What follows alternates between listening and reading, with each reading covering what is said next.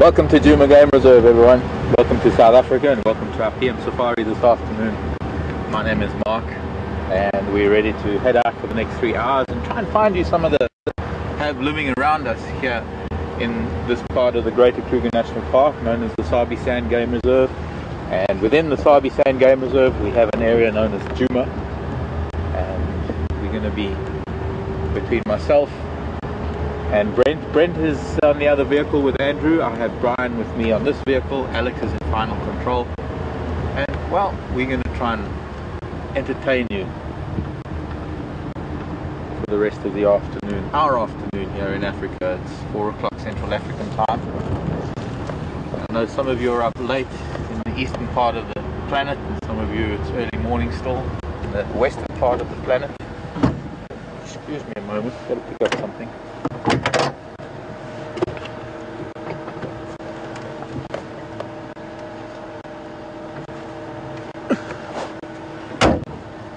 Something that fell off of a vehicle.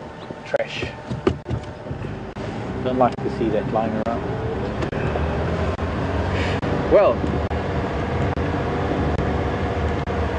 interesting cloud formations this afternoon, very different from the last few days. The last few days we've had these sort of big storms centered around the western sector of this part of the world, hanging over the escarpment and moving north. Today it's some somewhat different cloud formations that are out there, a couple of different layers. That does tell me that maybe some rain coming. I hope so. We are heading into new moon, and I've always believed that for the new moon and full moon we have greater chances of weather happening, and that's certainly a possibility in my books. I hope so. Hoedspruit and Acorn recently had a bit of rain just the last couple of days, those storms that we saw, and it was very welcome for them. We haven't had the greatest of seasons this last wet season, and we are now fastly approaching the end of the wet season. Fast approaching. Rapidly approaching the end of the wet season. It's phenomenal to see the daily changes, especially in the bush willows. A lot of the yellow that we're seeing right now is the changes in color of mostly the bush willows that are starting to change, and that should really only be happening at the end of April, and we're not even really yet at the end of March. We've only just passed the middle of March, so we have an unusual change in season very early this year. I hope that translates into an early spring for those of you in the northern hemisphere. I hope that you're all going to start easing out of the snow and things are going to be getting better for you, warmer for you. Of course, it's never going to get as cold for us in winter as it does for you in the northern hemisphere, wherever you may be. The dry conditions, the slight colder conditions that have occurred have had dramatic changes, or have had dramatic effects rather, that I've noticed. And one of the most dramatic effects is that, and I suppose for some of the arachnophobes out there you might be pleased, but for people like me, I love spiders and things, and I keep note of the population of, specifically the golden orb population every year. They've been hammered. There are very, very few golden orbs left right now. In fact, we're likely to see a lot of empty webs.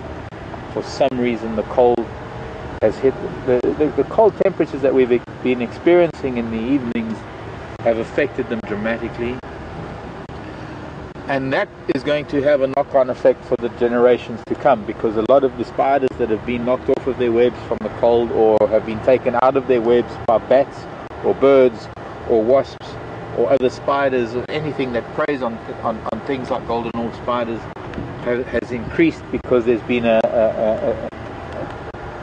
well, there isn't really that much else going around. And I've noticed actually for the first time bats actually feeding on golden orbs. I can't say that I've ever noticed that before. So we're losing golden orbs by the day, and they are not laying eggs yet, because it's not normally the time of year when they lay eggs. They're not big enough to lay eggs, and it's normally only the end of April going into May that they lay their egg cases to provide. Oh, there's a wildebeest. to provide a population for next summer. So I would say that we are in for a population crash of golden orbs, and it will be very interesting to see how that translates in the months or in the year to come. I'm going to stop here. One of the Juma vehicles coming in from the gate. Let's see who that is and let him come through. Lone wildebeest bull. I'm not too sure he is. He could be the wildebeest bull that was up at Quarantine and Parler Plains.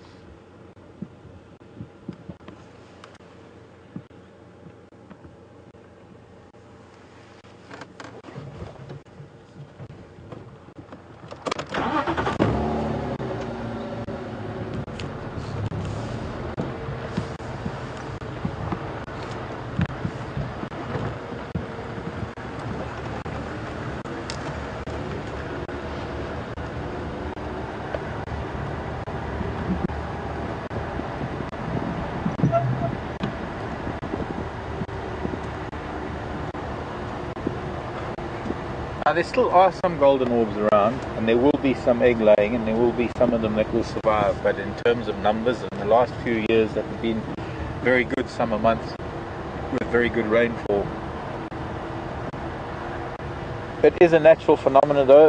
It is something that is crucial to the perpetuation of the species, in having population explosions and population crashes. Unfortunately, our wildebeest ran off, by the way. Sorry, we'll catch up with him maybe down towards the Parler Plains. I mean, there's a web. Might be able to see some of that silk.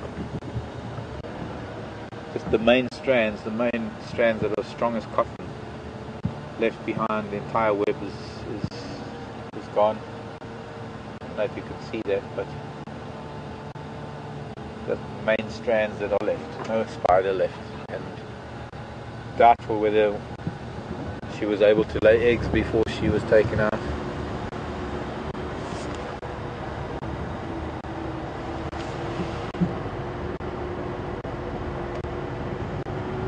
A lot of the spiders that I'm seeing, the golden orbs that are left, are a lot smaller than they should be at this time of the year.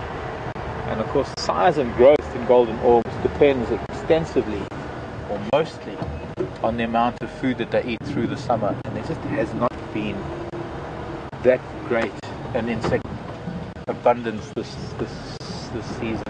I'm going to turn in here and have a look. Here's a golden orb that's still quite busy, and she's still hopefully gonna get. Oh, there she goes. Very, very big. And what's interesting here that I can tell you about this particular spider is you can see the size of her abdomen. I'm going to try and find you others this afternoon as well. You can see she's got an exceptionally large abdomen, and that tells me that she's actually mated already. And one of the most remarkable things about spiders is that they can actually store sperm. They don't necessarily have to lay the eggs as they are fertilized. As the male mates, they can actually store that sperm. They can retain that for a while, and only when the time is right and the season is right, then she will lay her eggs, and she will most likely go up to the top of that bush to the left and create in the depth of that bush create an egg case out of various different types of silk, that as the leaves start yellowing, which they're doing now, as they start dropping, the leaves will collapse over that silk mass and conceal it for the next 6 months of the dry season, and maybe in September, or 6 to 7 months, September or around there, they will start hatching, and the young spiderlings stay there for a couple of months. We don't see them in the early summer because they're such tiny little spiders, and it takes them most of the summer to grow to this size. She's quite a large individual. There's that garbage line behind her. It is a line of old prey, the remains of old prey, the remains of debris that has landed in her web that she collects. It helps to conceal her in the web.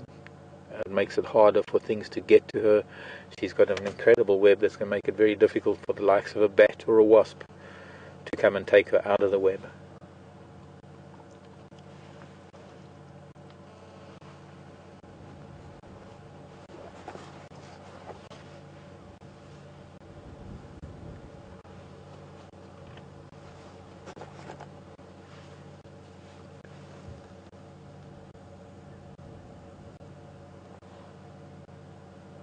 Truly remarkable creatures, these golden orbs.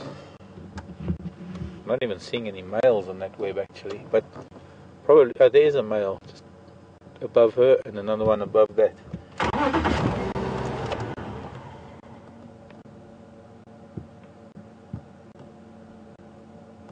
That tiny little spider there, little puny male, can be a thousandth of the body weight of the female.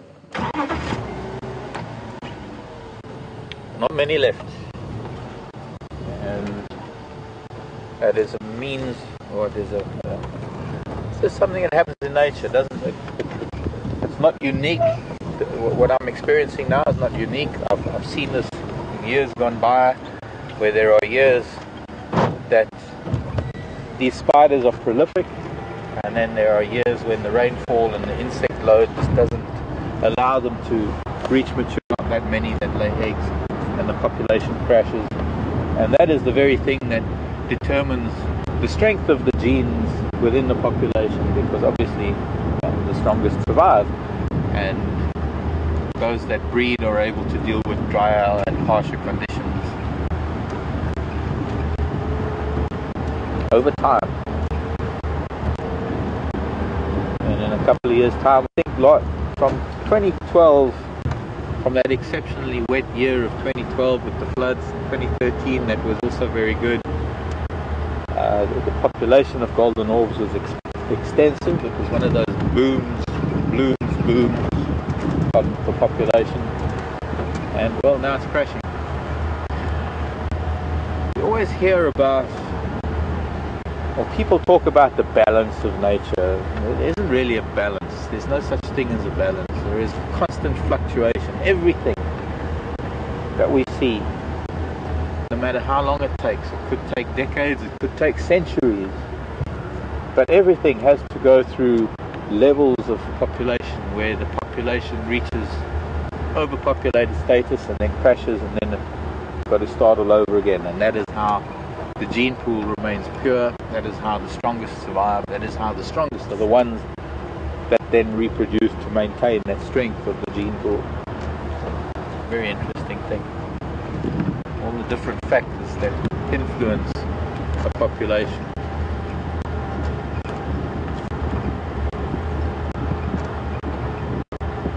Welcome if you're one of our new viewers, and of course it'd be nice to hear from you. And if there are any of you who would like to know a little bit more about the Sabi Sand, or where we are in relation to the Kruger Park, I have a couple of maps I can show you. Just let me know.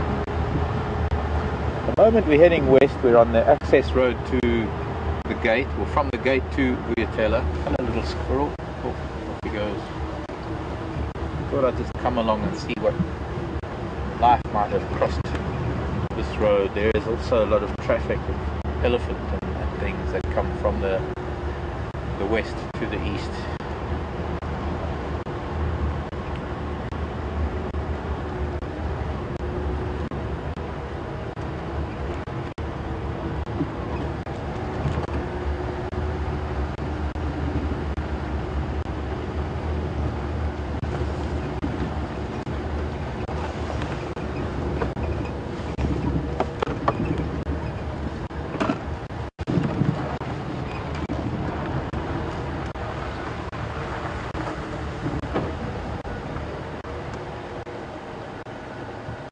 Beautiful pale blue of the European roller sitting on the wire.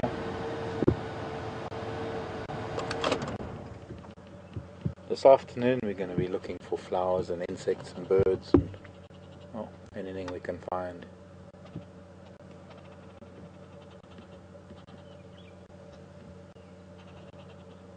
Not that nice on a wire though. No, it's not great having it on a wire, especially being a power line. But it is probably one of the last times. They're not going to be here for very much longer. These are the European rollers, or Eurasian rollers. They're going to be heading back to Europe.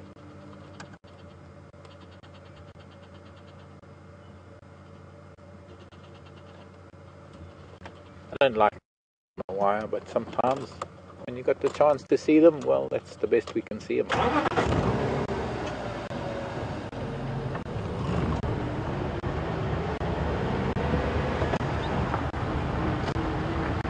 And another migrant that should be leaving soon. Beautiful little redback shrike. Maybe if I go back a little bit of light, better light on it.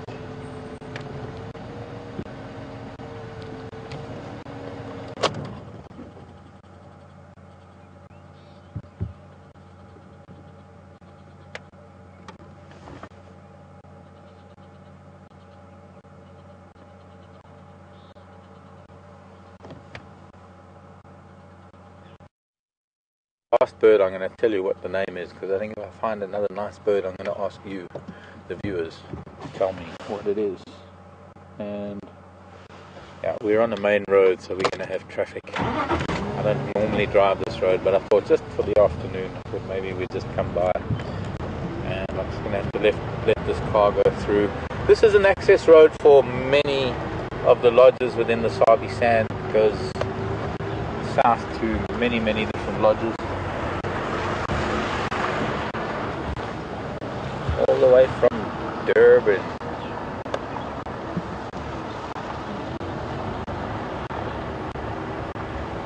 Okay, well, we'll just have to stick to this road for now, because it'll be a few hundred yards before I can turn off of it. But there's a good chance of maybe seeing an elephant crossing over, or something. Or something.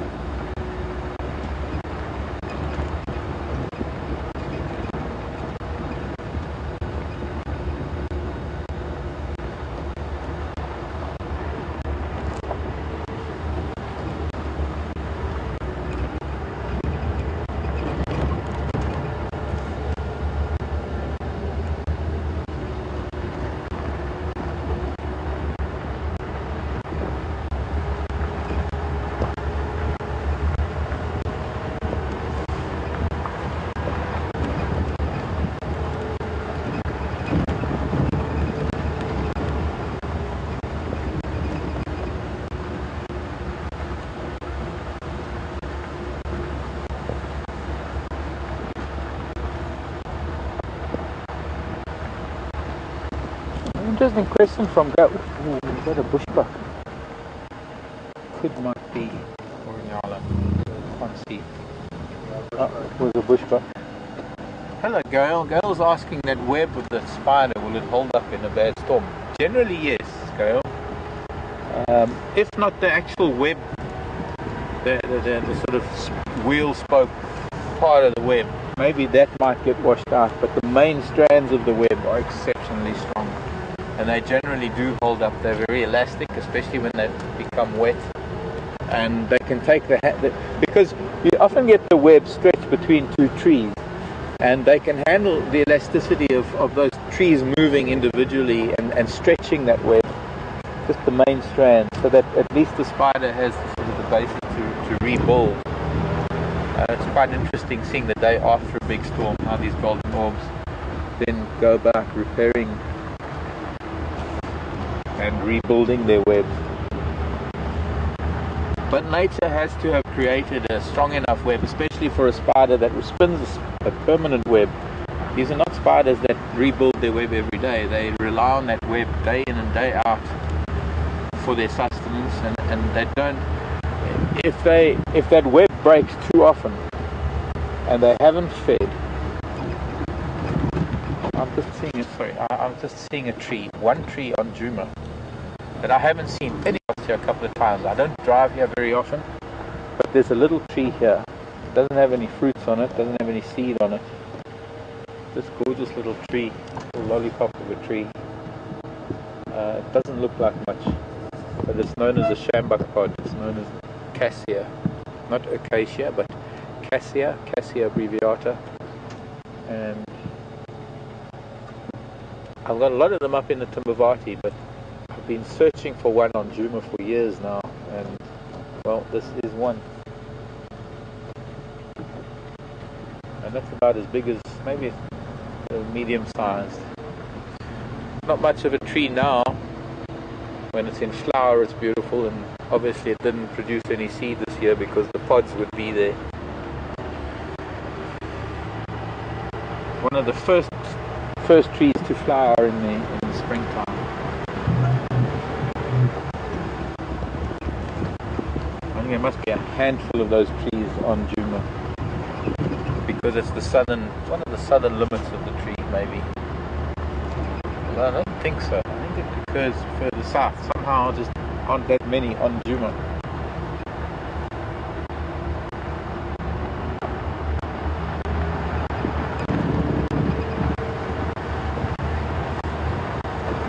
So I need to find myself. Come this way, come.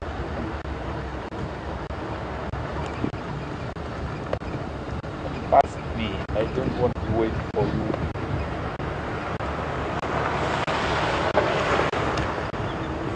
Fare thee well, young lad.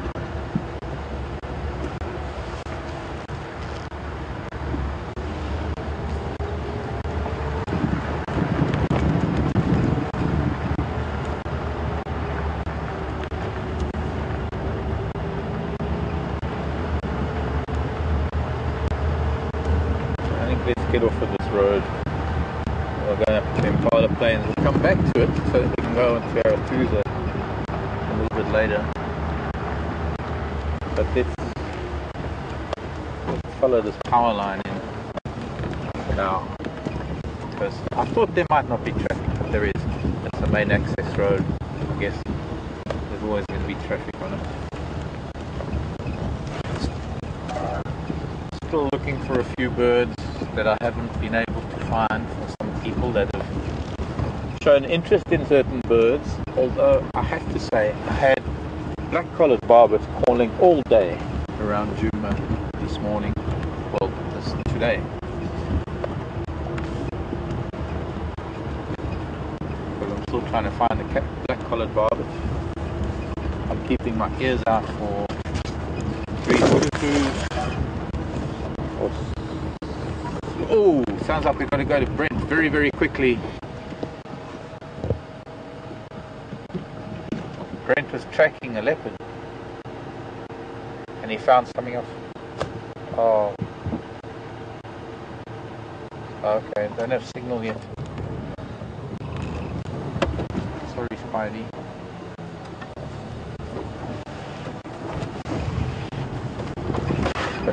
Brent might have something. We've just got to get that vehicle powered up and we'll get to him as soon as we can.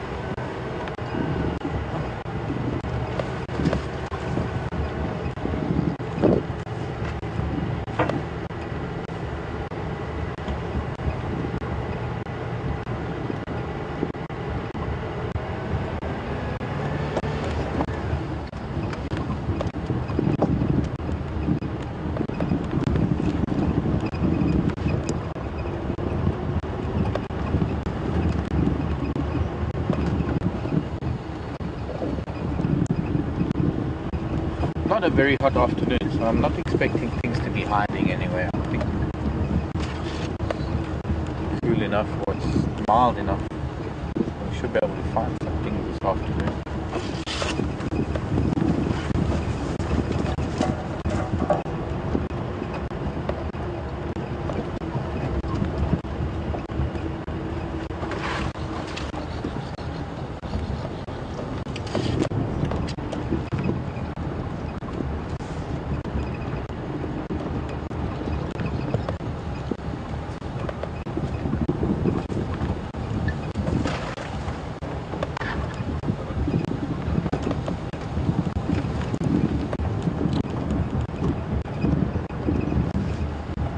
Hello, James.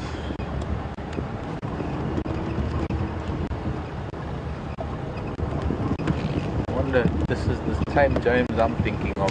James is asking if I've noticed a drop in mantis population. Well, in every aspect of the insect world, insect and spider world, James, I think not only the mantises, the spiders, everything, in fact. I think there's looks like an eagle in a tree. That tall dead knobthorn there, and off he goes.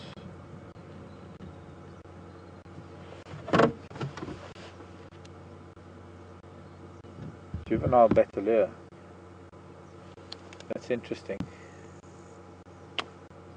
Afternoon like this, Juvenile Bataleur should be in the air, not sitting in a tree. If it's sitting in a tree, it's looking at something.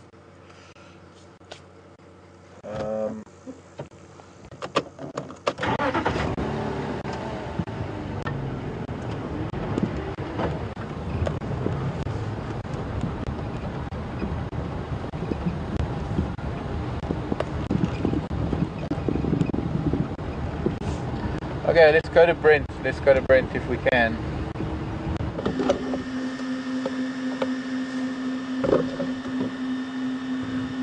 Welcome, guys. Andrew and I went out a bit early this afternoon to track, and we found Kunyuma, but unfortunately as we found him, he's right on our boundary. I'm just hoping he comes. Oh, there's another leopard. We've got two leopards here. I just heard the growling. We've got another leopard growling at him in the grass. I just heard the growling. Do you see the other leopard? Yeah. So we've got two leopards here. I'm not sure who it is. I'm just going to move forward a bit so I can try to see who this other leopard in the grass is. It looks like Karula. Yeah, it's his mom. So she's the one that was growling at him. For Mark's information, it's Kunyuma and Karula.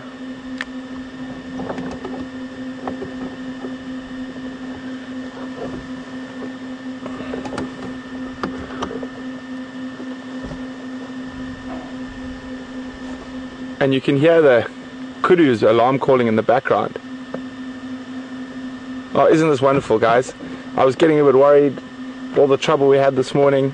I wasn't able to get anywhere that I found fresh tracks, and then we found these fresh male tracks just as we turned onto Cheetah Cutline, and we get a bonus.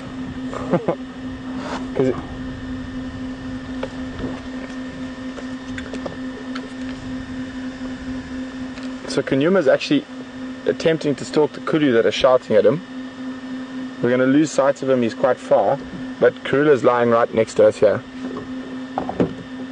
Stations, there's two Ingwe in this position off Cheetah Cutline, probably about 300 meters from Gari Main. Copy, make your way. It's Karula and Kunyuma.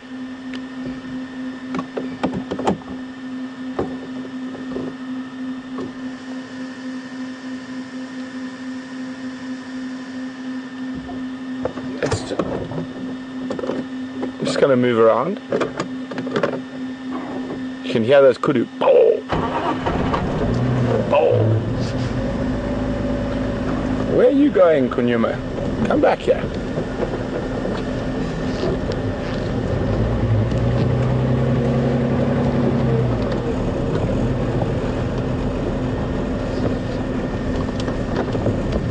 So as we came up through, you can see the kudu looking straight at Kunyuma.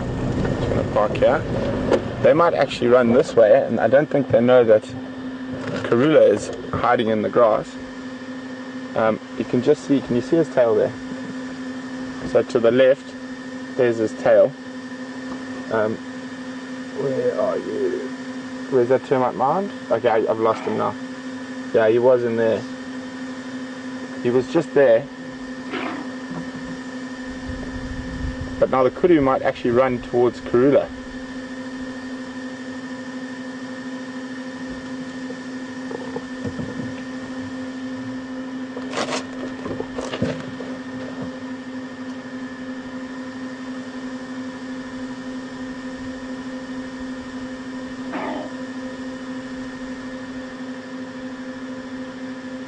it's quite possible that Kunyuma is going to come back towards his mom. Oh, that kudu was not even 3-4 meters from him. But most leopards give up when they've been spotted, but not Kunyuma.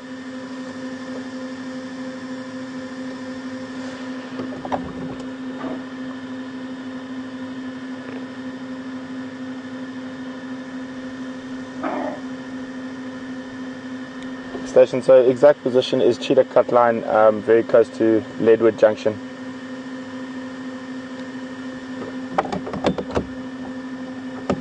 Get onto Karula and stay quite wide. FM Rebecca Zoe's was active this morning. 2 Ingwe on Cheetah Cut Line near Leadwood Junction, and that's it so far.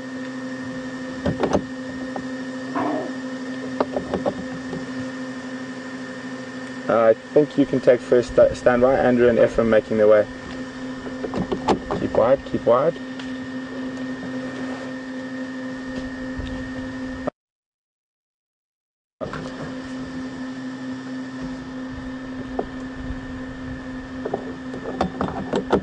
Oh, I was hoping the kudu were just going to run a little bit closer to Karula there. But that is quite a big animal for her to go to coming at that speed. And there was an impala that ran off to the left. A bit of pandemonium.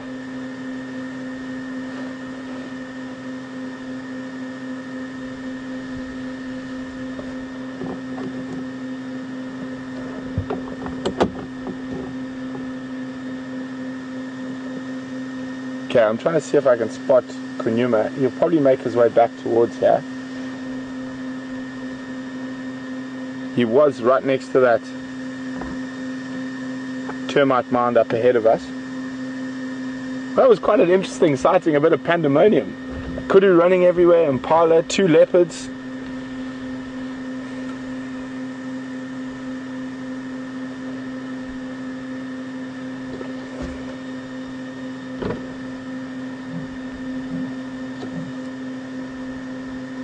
There's a male leopard calling now, and I doubt that's Kunyuma. There is a possibility there could be 3 leopards here. I just heard a male leopard calling. Did you hear that? I think there's Kunyuma, Karula, and then I can hear Mukuluma Dodo calling that side. But Kunyuma is near that termite mound, and Karula's here. Go for it.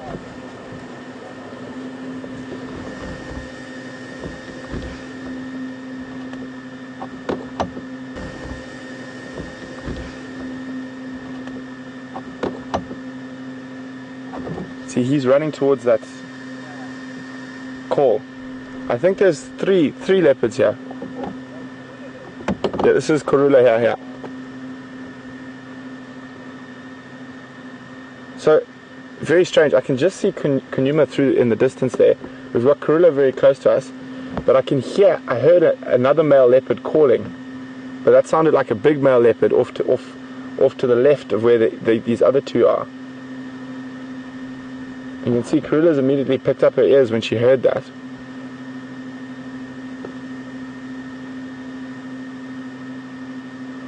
Don't go that way, come back this way. Oh, this is very frustrating.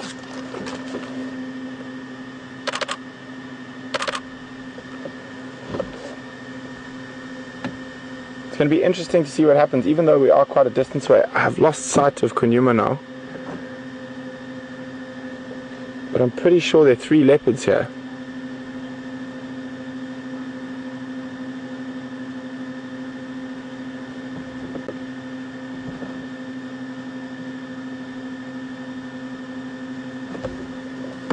But unfortunately, this is all happening right on our boundary. And we're about as far as we can go. What I'm hoping is that they do come this way.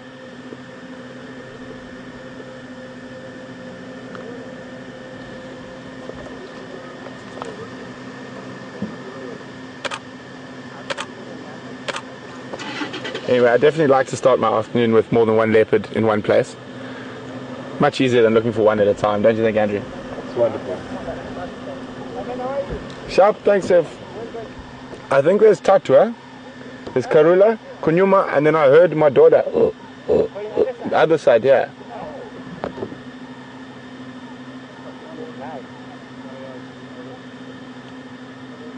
Quite interestingly is that Kunyuma headed straight towards where that male was calling. It's going to be interesting to see whether Karula decides to go towards the other two or make her way away from them.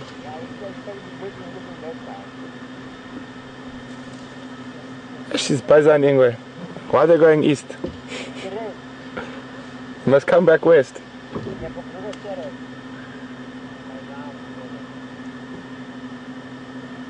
So we're keep checking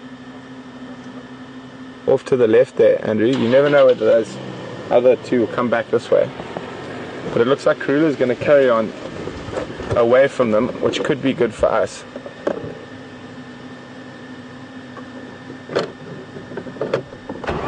Oh, and there's elephant. A herd of elephants has just walked in to where the other two leopards are. I'm just going to keep still for a second. Might be some big trumpeting and chasing.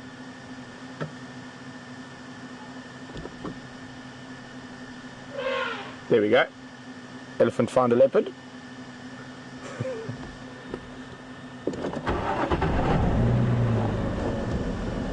Okay, the other two are not visible to us at the moment. So what I'm going to do is I'm going to stick with Karula for now. And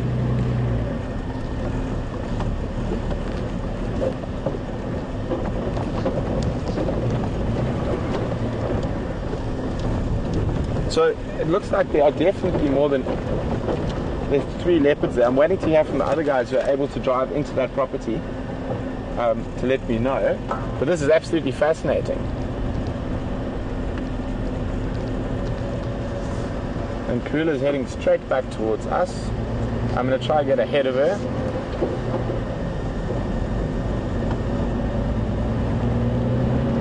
I'm just going to zoom up ahead of her. Who's ready for the handbrake turn?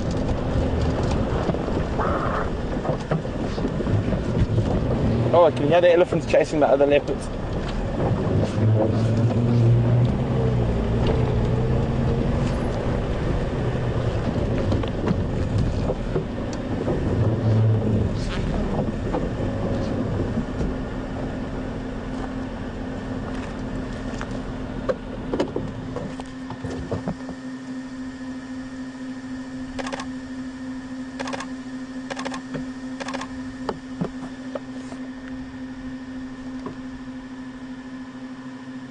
Well, I'm very happy that Karula is crossing to the west. That's onto our property, so we can stay with her.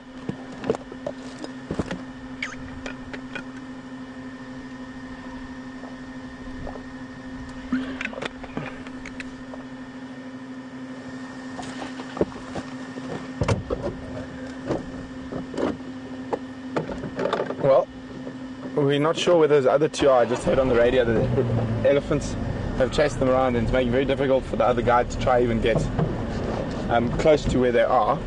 So the elephant started chasing him. So we'll stick with the queen for now. Go ahead.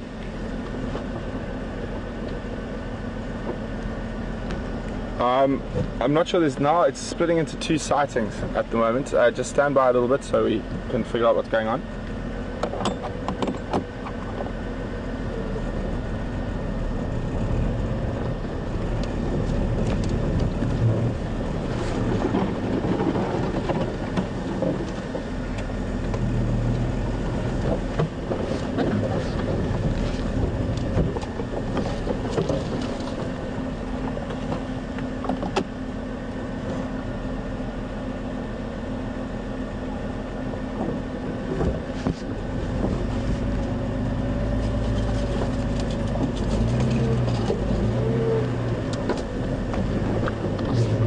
Yeah, showing her general direction is south.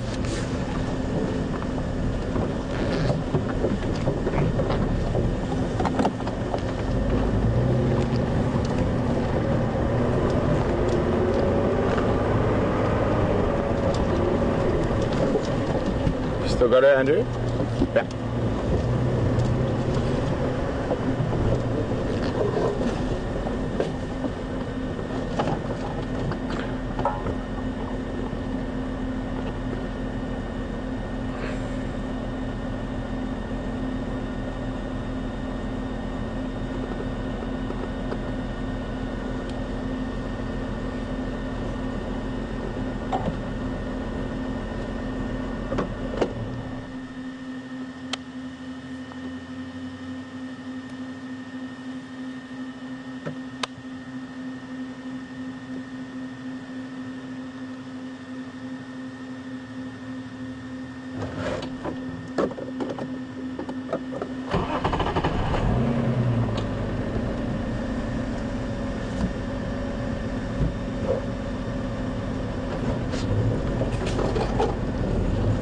We're just going to try loop in front of her again, guys.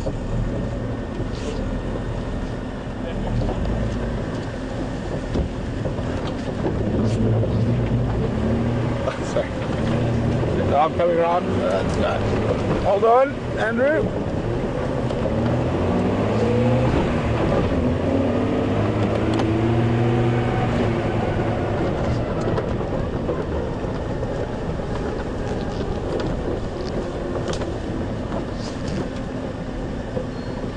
Can you see it?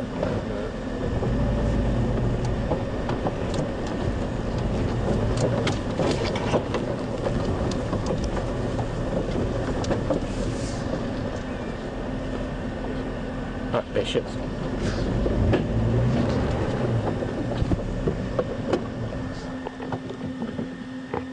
So we're very lucky. Out of 3 leopards, at least one chose to go the right direction for us to follow.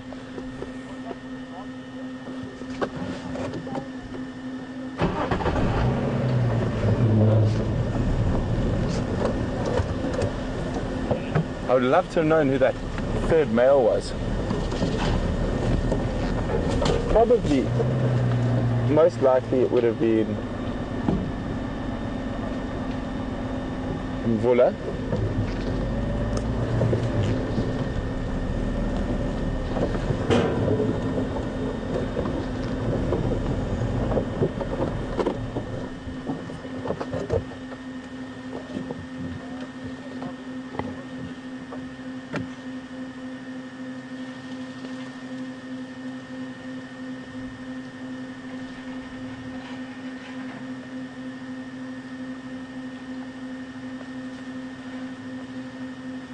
Don't you love it when a plan comes together, Andrew? I told you we should leave early today. It all works like clockwork. I had such stress from this morning about not finding any tracks to follow.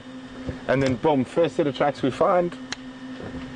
You even said I haven't had any luck with tracks for so long. I know, all the tracks I've been finding are old. Let me see. Okay, you're going to have to keep a close eye on where she is because I'm probably not going to be able to see her while going through here. You got her still? No. I got it. That's fine. Just going to try to get around. She's going through that monkey orange thicket, which is not fun to drive through.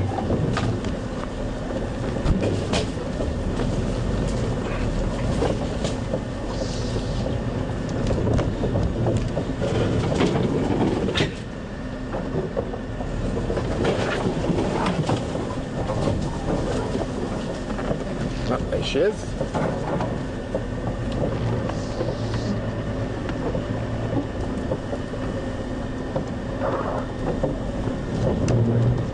She's chosen one of the nastier blocks we have on the reserve in terms of the lights on, by the way, Andrew.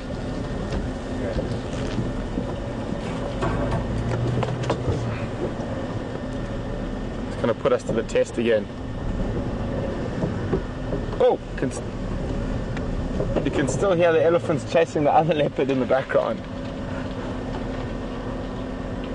Knowing Kunyuma is probably teasing the elephant.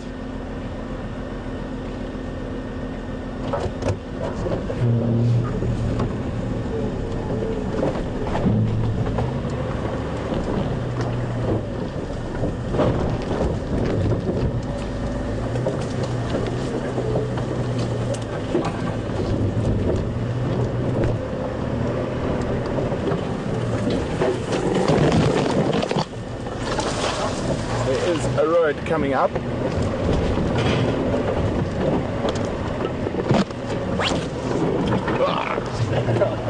Big spider web in my face.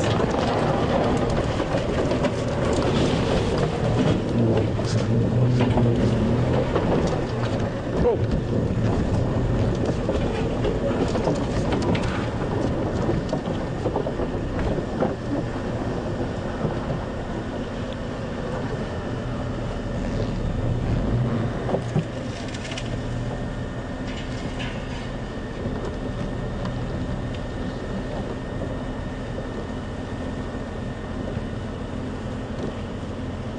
Try to get some of the cobwebs off me while she's...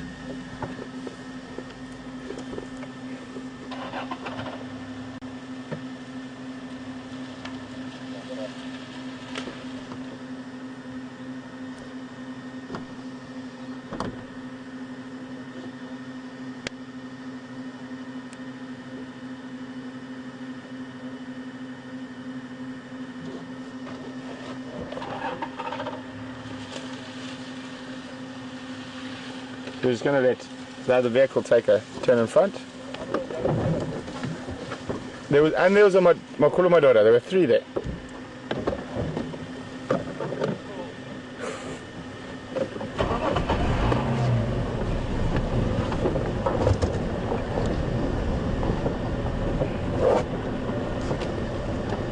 We're going to be quite careful to keep a very sharp eye on her in this area.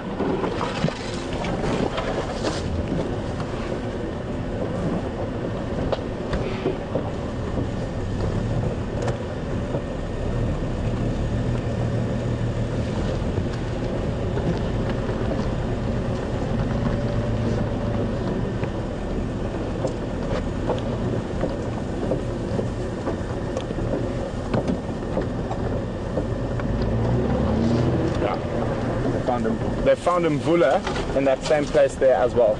So there were 3 leopards. I was right. Oh, sorry, Andrew.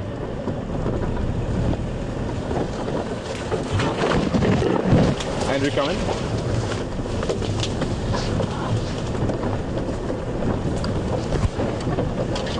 Trying to be sneaky. Didn't quite work.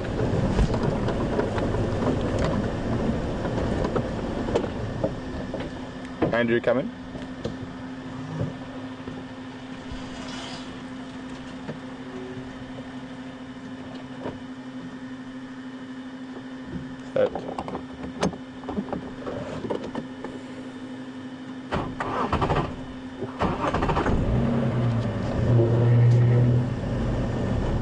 But yeah, that is Mvula, Karula, and Kunyuma. Yep. Oh, don't go down there. Oh, why would you do this to me? This is probably one of the worst areas to follow a leopard in the whole of Djuma where she's going now.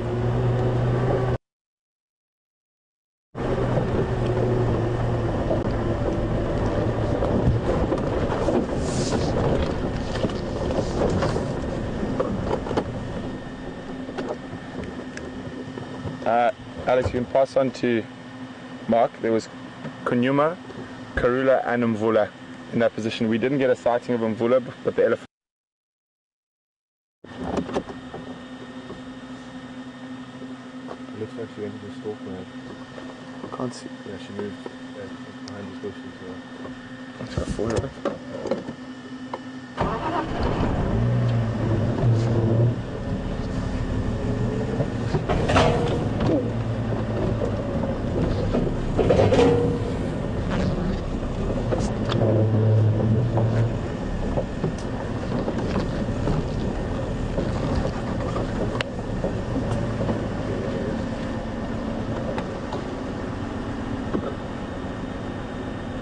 She looks like she's eaten something recently.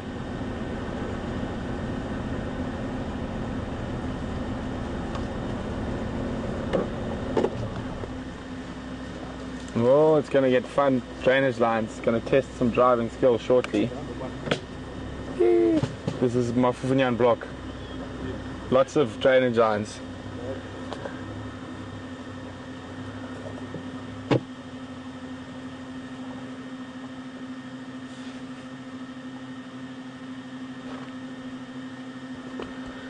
Wow, guys, what an exciting start to the afternoon drive.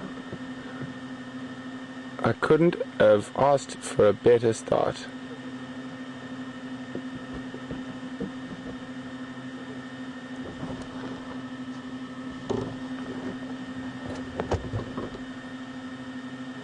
Looks like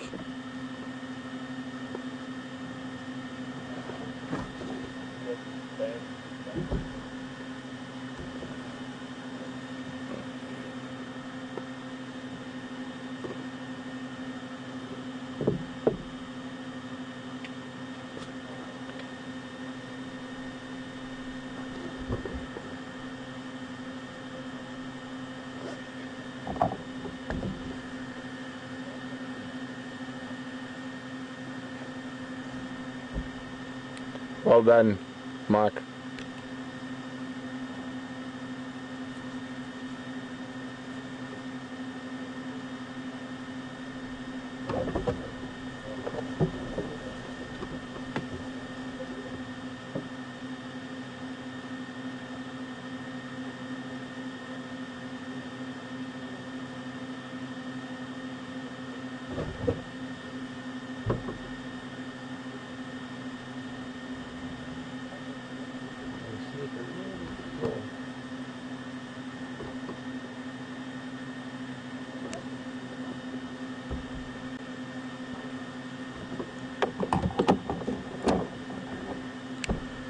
Alex, come in. Could you find out what Mark's visual's like? Kruler's lying up now.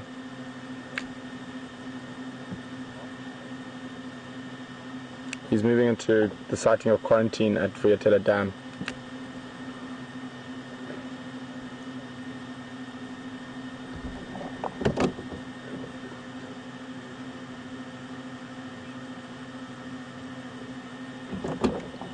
Just let him know if he's got a good sighting.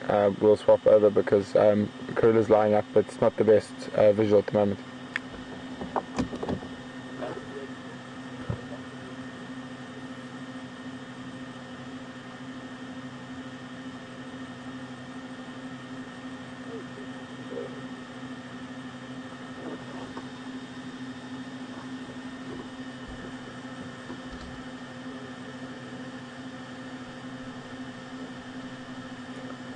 So I'm just going to try see if we can get a slightly better view of her quickly.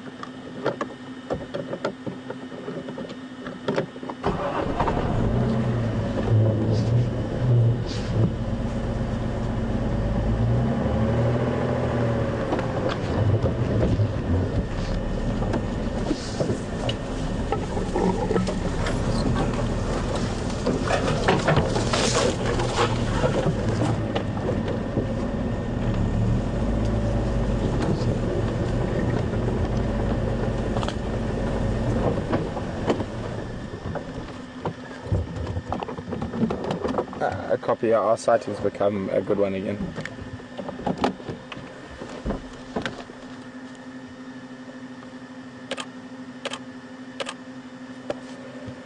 Wow, so 3 leopards in one spot. Although we could only see 2, we could hear Mvula in the distance there. Kunyuma ran straight towards that call, which is quite unusual, especially he is getting old enough that his father might start chasing him out of the area.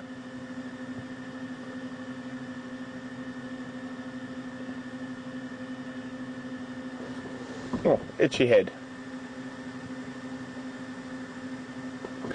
There's nothing better than tracking and finding your own leopards, or lions, or wild dogs, or whatnot.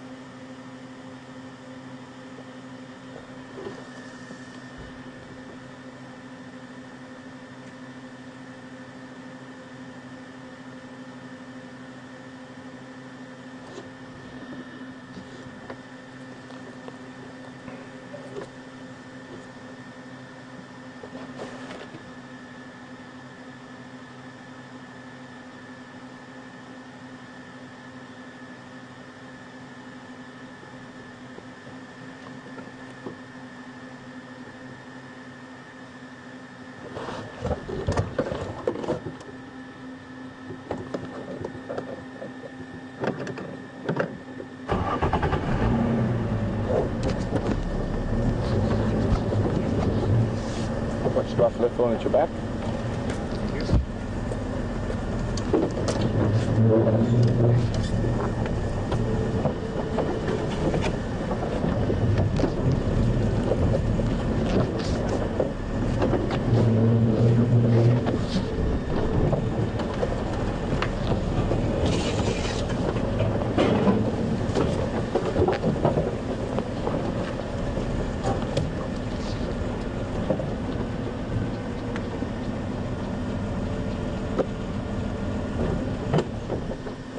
So we're just going to wait here and see where she goes, so we can plan whether, I'm not sure if we're going to be able to cross this drainage line.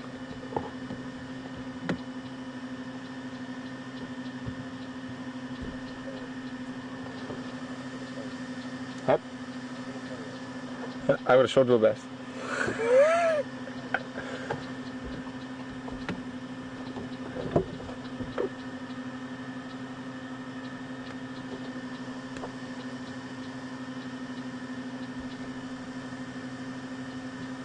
So absolutely amazing. We've had 3 or 4 of the quietest drives I've ever had on Djuma, and then this afternoon we've had 4 leopards seen within the first hour of drive.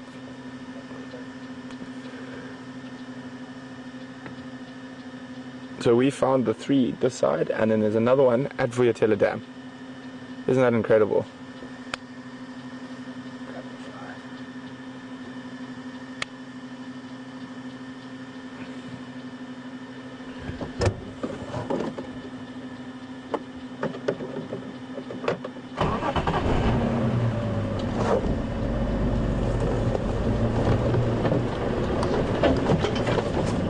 Copy, our crew is still on the move, so I might want to stay with her. Up to you.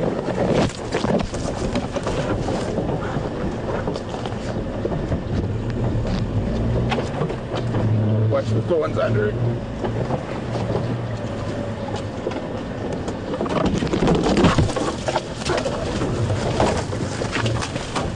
Watch the aerial.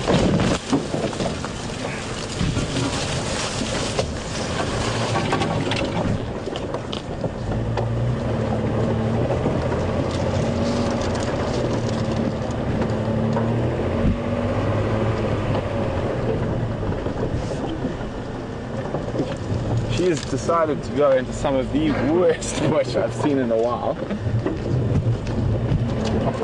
I think we might leave Andrew hanging on a thorn tree.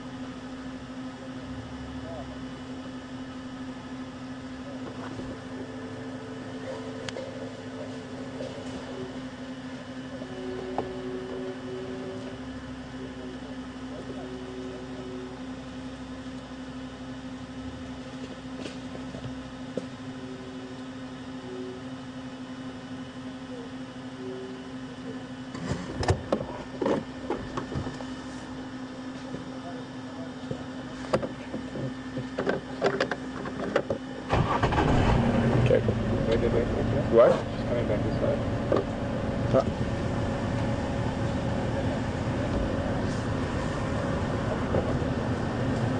Okay guys, hold on Andrew.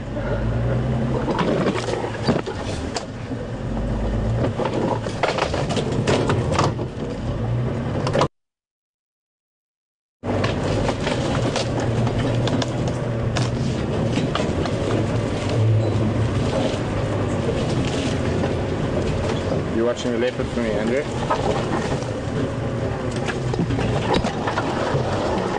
I can't see it. I have to concentrate on that. Ah, she's up ahead of us somewhere. There she is. Whoa, Sir Daisies. Oh.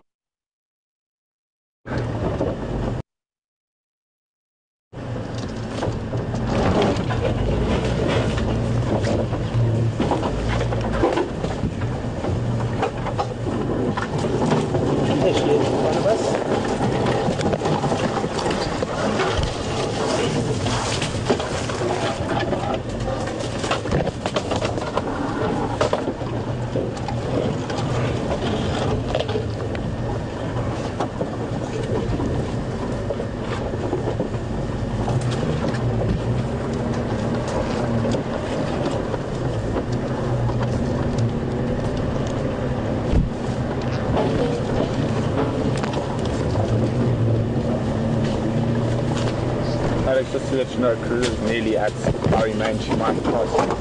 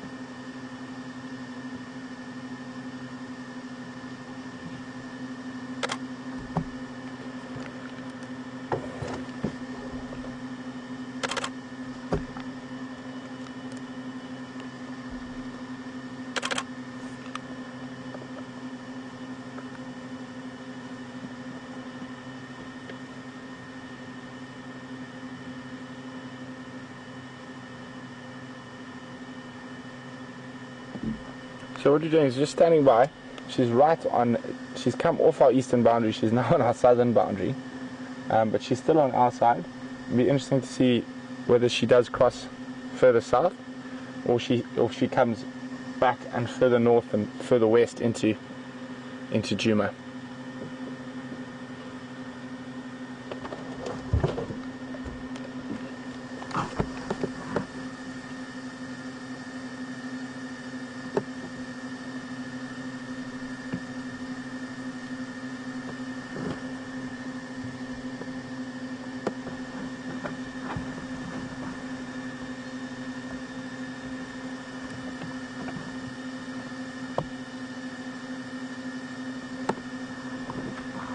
There we go, good, clean.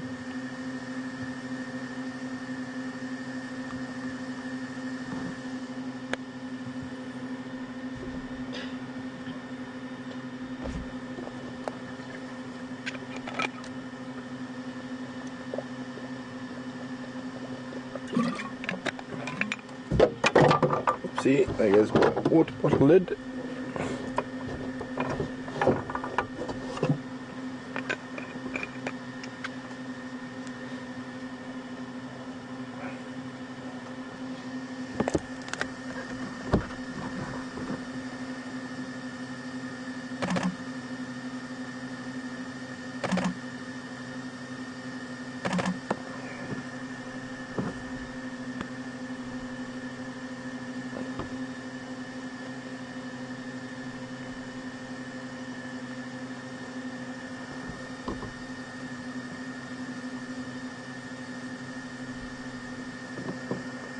Wonder which way she's gonna go. But geez, what a bang up start to the afternoon.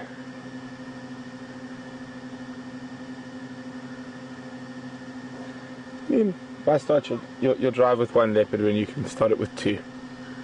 And even a third, even though we didn't see it. Would have been awesome if we could have seen all three together. That's asking for a bit too much, Ben. Oh, if you don't ask, you'll never get. True that. And we are in the Sabi Sands. Can expect ridiculous things from leopards in this part of the world.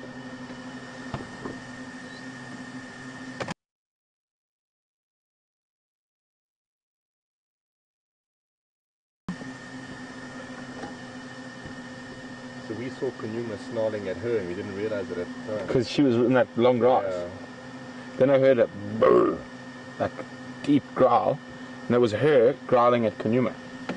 And then behind them, all of a sudden you had Mvula doing a full male call. So, I mean, everything was going on.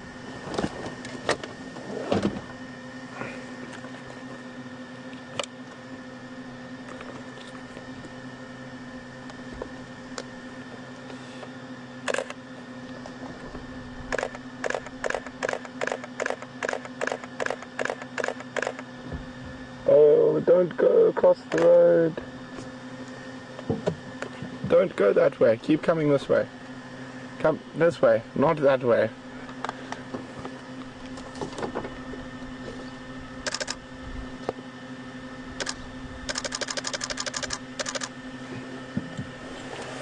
Keep still.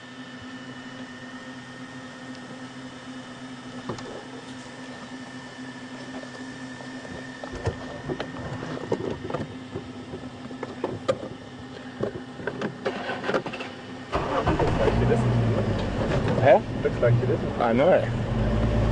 So I wish the camera would listen to me as well as the leopards did. Have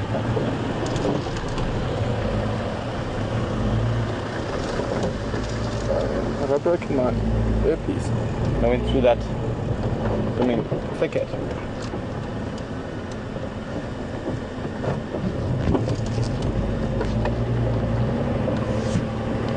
Are you hearing anything? Over the mic. Yeah. Okay, I thought I might have broken my earpiece when we went through that bush.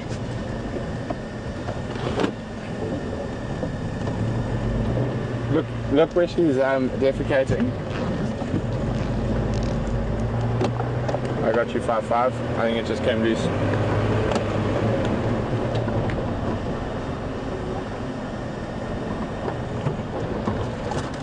Check ties that side, please.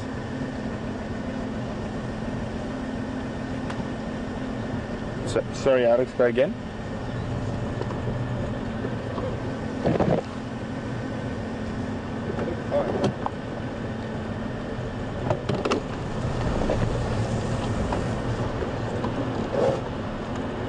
Now, what we want to do is to go all the way down to the riverbed. Andrew, this is exactly the same place where we found that leopard dung a few days ago. So it could have even been Karula's dung, even though it was quite old.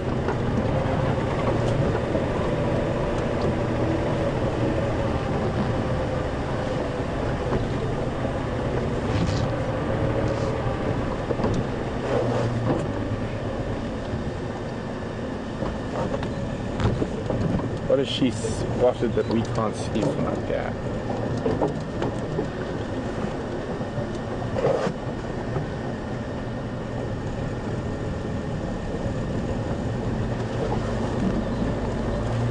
Hold on, guys, I'm going to try to get ahead of her again.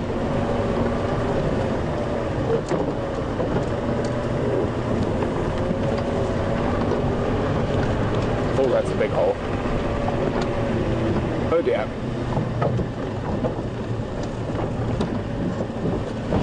Oh.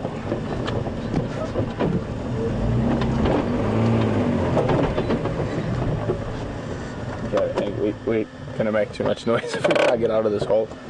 She's very close. He's going to scent mark on that weeping wattle. Sup, sup.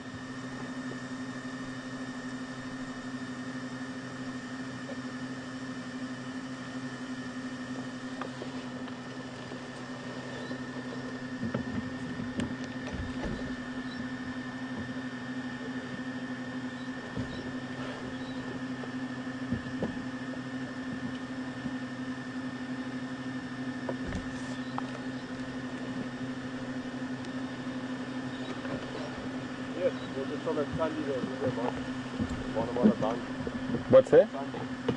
Really? That's 5. a few more to go. Yeah. There's always more.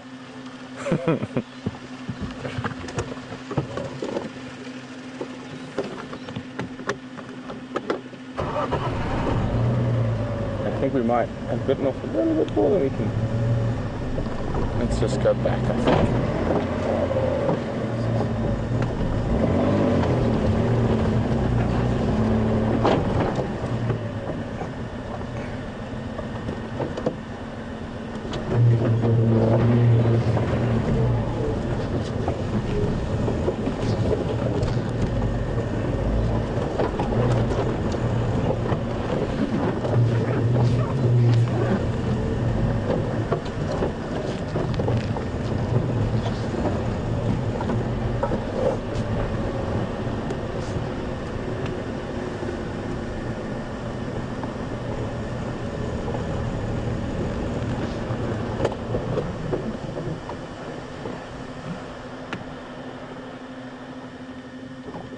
Don't look at my Tyler.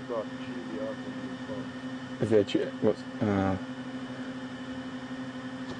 get worried when people look at my tires like that. Oh, a tube. Ah, that's fine. It's Land Rover, it's normal. Oh no, don't go that way. Well, do you want to go that way? Yeah, I'll find her. Oh dear, guys. Looks like she's gonna go south. Just gonna move forward a little bit. Okay, we're gonna have to say goodbye to the Queen of Djuma. She's heading out of our Traverse area. She's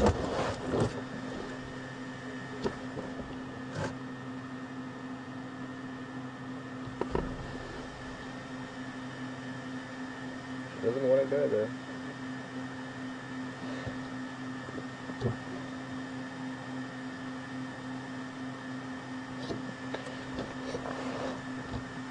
oh, as long as she stays, she might come into the Mawati and change direction.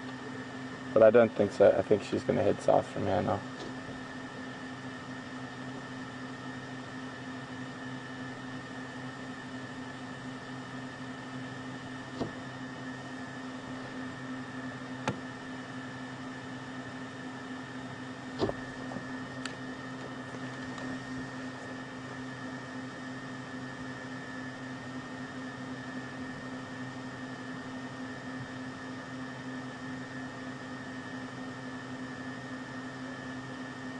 And she's gone. Oh, well, that was a unbelievably great start to the afternoon for Andrew and myself. What I'm going to do is I'm going to pass you over to Mark, and we can go see what Mark's doing. And I've got a sneaky suspicion that I can find Kunyuma again. So I'm going to go back to that last position where the elephant was chasing around. I know Mvula's quite close there, and Kunyuma. So I'm going to go snoop around that area. I know they haven't managed to find Kunyuma since we saw him, but they did see Mvula. So I think it's worth going back to scratch around that area. So until I see you a little bit later, hopefully with another spotted cat, we're going to hand you back to Mark.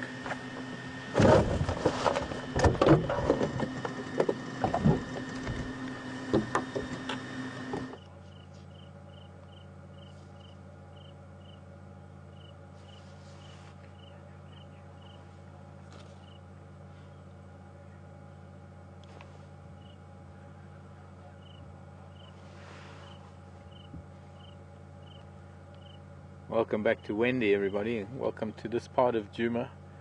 Nice to have you back with us. We had a fantastic time with Karula, I believe.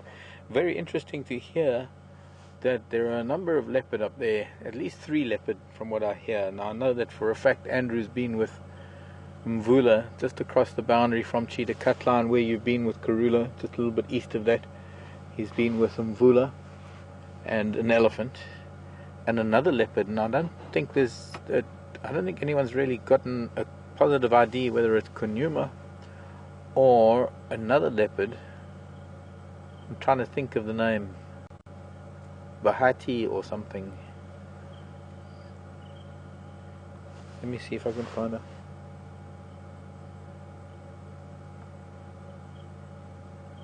Brent's just getting an update.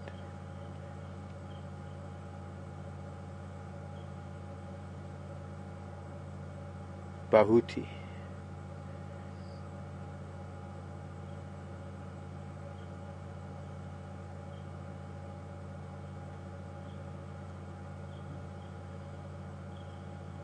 I think there's confusion. There was a young male leopard with Karula earlier, and they're not. It sounds like nobody's really sure who it was, because it sounds like they didn't have much time with him. But interesting to note that Karula and Mvula are in the same sort of general area. They're not very far apart. Karula sounds like she's moved off from that area. There was an elephant. But all that aside, we'll get back to that shortly, because here we have another leopard this afternoon, which makes the fourth leopard this afternoon, and an incredible chance and piece of luck, really. We were out on Sandy Patch, and I heard Mike and Candace mentioning that there was kudu shouting across the dam, across Buyatela Dam, Juma Dam, Gowrie Dam, and we were still up on Sandy Patch. And as we got back down towards Juma Dam, Mike found this leopard on the dam wall. We were lucky enough to keep track of him, or that Mike kept track of him as he left the dam wall, and he's settled now in the spillway. This is sort of the overflow of Juma Dam, if we're lucky enough to get that kind of rain again, that is going to fill up. It's an area where we used to see Mishu and Induna quite a lot. In fact, Induna used to love this little rocky area. In those days, we often used to find him here, sleeping in a very much similar position. We're down below the dam wall right now, below the spillway. This is where the spillway runs into the drainage line around the dam wall. The spillway is there to relieve pressure from the dam wall if the dam were to fill up after a very heavy rain, and the water runs around the edge of the dam wall, limiting the amount of erosion, and of course limiting the amount of water in the dam and pressure on the dam wall. It creates a very interesting little microhabitat, really, and he's sleeping here now. I'm guessing I know who it is, and we don't really have a great view of him at the moment, but if he lifts his head, I'd be really welcome, or I'd welcome any of suggestions that might come in as to who he might be. Of course, if Kunyuma and Karula and Mvula are up there in the east on Cheetah Cut Line, it doesn't take a genius to try and figure out who this could be. But we're not too sure whether it's Kunyuma. They're talking about another leopard name of Bahati, or name I haven't really heard before. In Swahili there's a word called Bahati, so maybe I'm just bastardizing the name, or Bahati, what? I'll keep my ear on the radio and try and figure that out. Bahati in Swahili actually means luck, but I don't know if any of these leopards would be called with the Swahili name.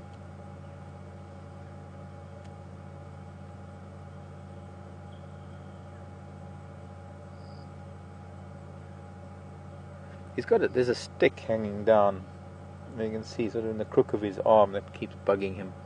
I can't get closer, I can't get into a better position. I've got a big knobthorn to our right, and there's some young jackalberries and bush willows just above him to the left, so we've got a little window that we're watching him right now, and beautiful sun coming out. Very different weather from the last few days, with those storms that were brewing and developing in the west today. All sorts of different cloud formations that are showing a bit of a change in weather. We are moving into new moon, and well, we'll see how my theory goes as we get into new moon in the next few days, to see whether that's going to bring a dramatic change or not. We don't have much time. We've only got a couple of more months before the dry season sets in, March and April, and if we don't get any more rain, it's going to be a very, very harsh dry season. Already noticing very, very many changes, or many different things from the last few wet seasons, especially in the insect world, and I suppose in the sort of the micro world, or macro world, rather than the megafauna.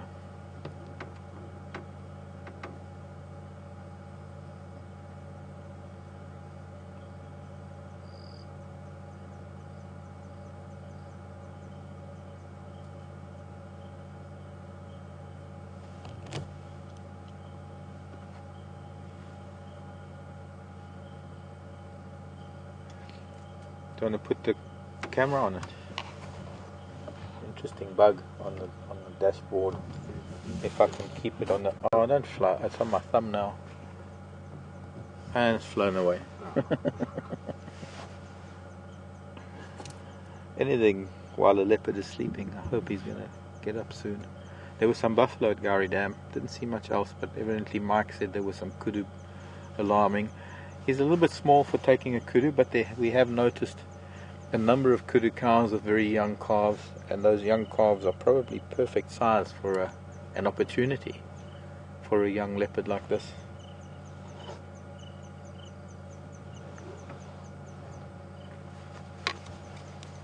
Negative, go again.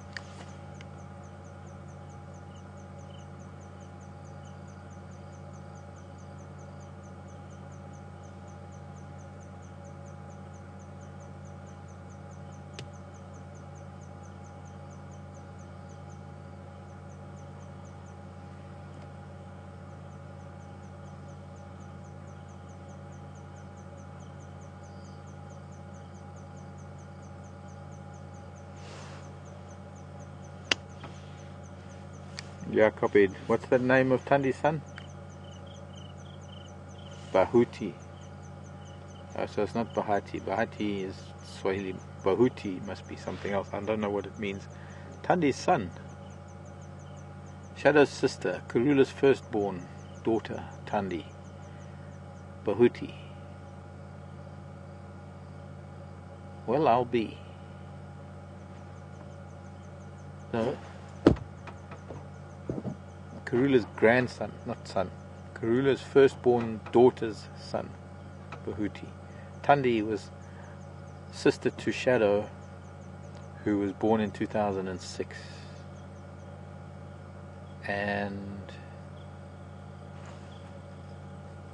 if I'm not mistaken, Bahuti, the son of Tandi. Tandi is Karula's daughter, and Bahuti, Karula's grandson, born 2012 did you say?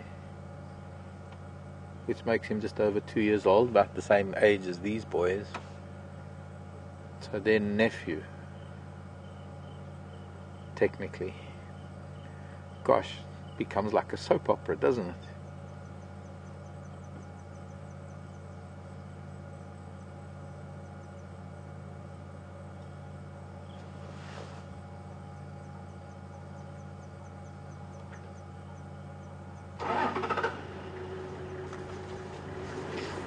Thank you, Mike.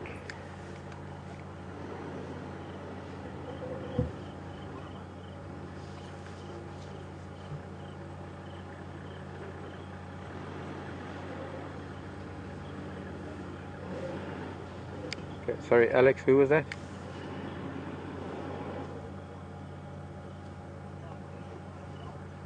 Okay, there's so much radio going on this afternoon. Diane in Michigan. Hello, Diane. And now I can't remember what Diane asked. Because I'm still listening to the other radio. I've got it. Oh, is it true? Yes. Okay. Thanks, Diane. Sorry, I've got 3 conversations going in my head at the moment. I've got to keep track of them. Is it true that Sabi Sand has the highest concentration of leopards in Africa? I can't comment even on that, Diane. I know that there is a high concentration of leopards.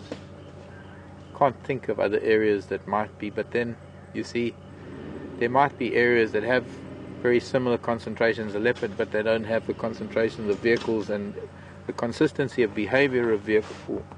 Turn some of this down. Sorry. I'm a man. How can I listen to 3 things at once? But we're able to document this because there are many lodges here in the Sabi Sand. There's social media, and there's just all the modern technology that we have today, and it's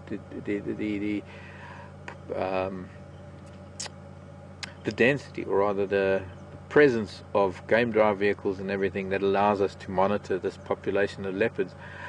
I think there might be other parts where we might find the same thing happening, but we don't have the lodges and you don't have the behavior, especially more than that, the behavior of the guides to be able to observe leopard in their natural habitat, to be able to observe the guides, the way that they behave here in the Sabi Sand. You know, I've lived in many parts of Africa, and in most of the other parts of Africa that I've lived, guys don't know how to behave around leopards, and so they perpetuate the same kind of behavior from them. They chase them, but they don't intentionally chase them. What happens is they see a leopard and they try and race to get closer to the leopard, and that means that they don't ever get to see the leopard. Here in the Sabi Sand is different. I mean, the guides here in the Sabi Sand have a code of conduct. A lot of the guys and the leopards here learn that all of the vehicles are not here to do them any harm. So it's one of the few places in Africa where the consistency in the behavior of all the vehicles and the guards has allowed the leopards to accept the vehicles in their lives, and that's what allows us to view them, to be able to sit with them at times like this without interfering too much in their lifestyles. I mean, as you can see, the vehicles driving around and he's just fast asleep. He doesn't really care. We've seen this a few times. So I think from that point of view of having the opportunity to view leopards like we do here in the Sabi Sand, and the code of conduct of the guides and this consistency in the behavior of the vehicles is what allows us to witness this high density of leopards that I don't think you'll get in many other parts of Africa. But so I can't say that this is the highest density or that there are more leopards here than anywhere else. Certainly it is one of the best places to view leopard. I know that up in the Timbavati it's getting better and better because there are although there are fewer lodges, there are some more lodges opening up, and there are becoming more and more vehicles driving around, and hopefully the behavior up there doesn't chase the leopards, that keeps the leopards, or rather the vehicles become the same kind of entity to the leopards as they do here in the Sabi Sands.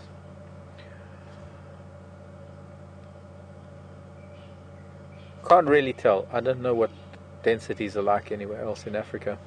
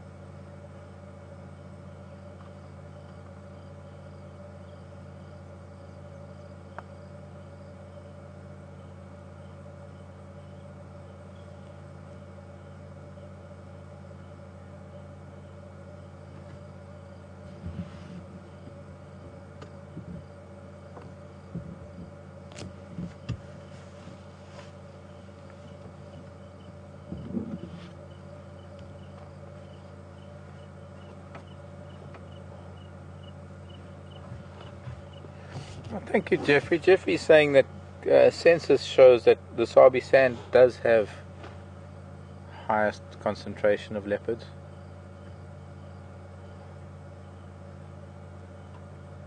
Can't argue with stats. What I can tell you from my own personal observations and from what I know personally, because I don't know about statistics, I don't know about the counts and the numbers in any other part of Africa. I can't comment on any other counts and any other densities, only the places where I have lived. And even then, because I've lived in places where leopards are not as accustomed to vehicles as they are in the Sabi Sand, there's no way of knowing, because they're such vast areas, so different to the Sabi Sand, there's no way of knowing. But most certainly, in terms of my own experience, and I've lived in the Sabi Sand on numerous occasions throughout my career in the last 3 decades, starting in the mid to late 80s in the southern part of the Sabi Sand, again in the mid 90s in the middle to sort of, actually no, I forget, I started in the sort of northwestern area of the Sabi Sand in the mid 80s, moved down to the southern area of the Sabi Sand in the late 80s. From there I left and went up to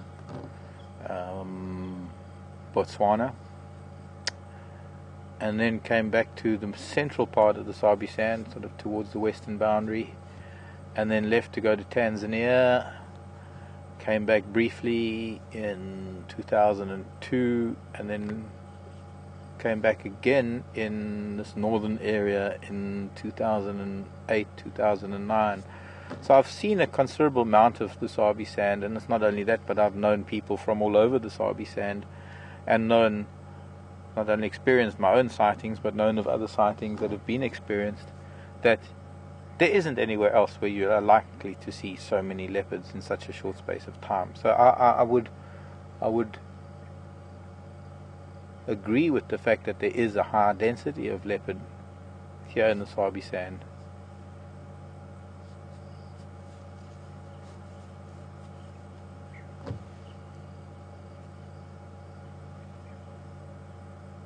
But they're very secretive cats in places where they're still very, very shy. And there are many, many places where they are either persecuted, or they are hounded, or they are not treated in the same way, that they become very elusive and one doesn't see them. And then how do you measure it when you're in a place where you don't get to see leopard, but you see their dung and their tracks, and you hear their presence every day, but you just never get to see them because they become so shy. And fortunately these days we've got the opportunity to put out camera traps and things in a lot of places that have leopard populations, especially 4 leopards, are starting to put out camera traps, hoping to identify the number of different leopards that might exist in an area. And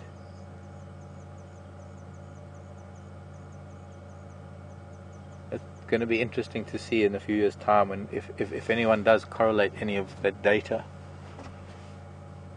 to see the sort of the density per, say, 1,000 hectares. Because I would say in this particular part of the world, a leopard's territory is roughly about 1,000 hectares, maybe a little less because of the density. I know up in Salati Game Reserve it's about 1,000 per hectare. We never see not never, very, very seldom see a leopard. Excuse me.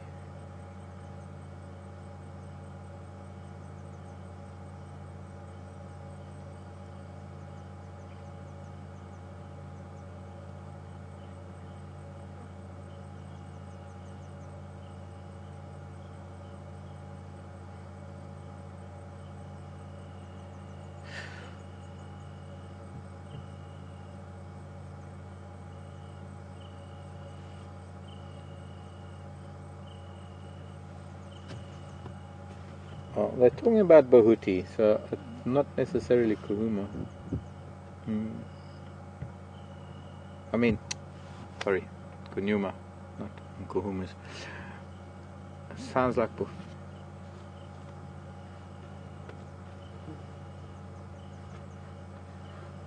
lot of action going on.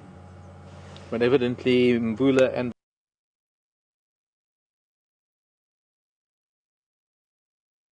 Mvula's eating,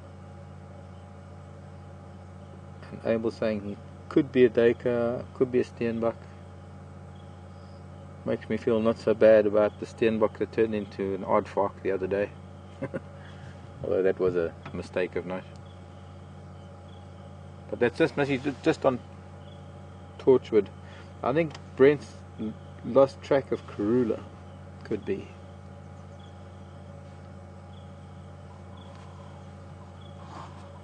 Oh. We're back east towards Torchwood.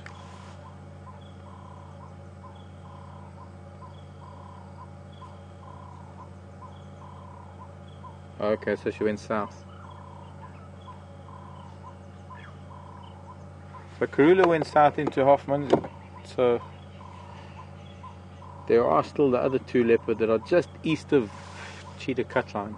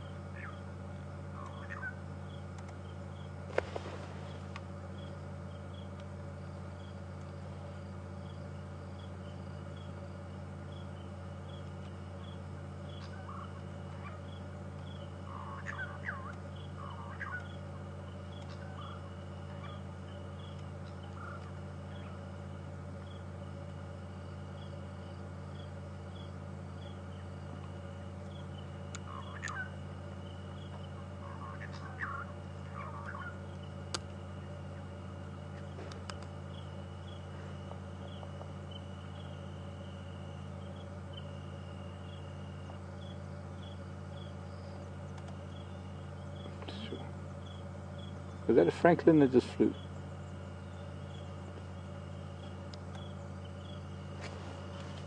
That is that wasp over there. Exactly.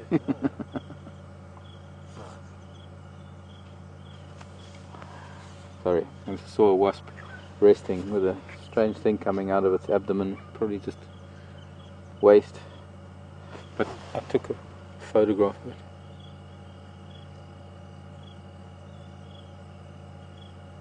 Jeffrey in Texas, some national park in Sri Lanka.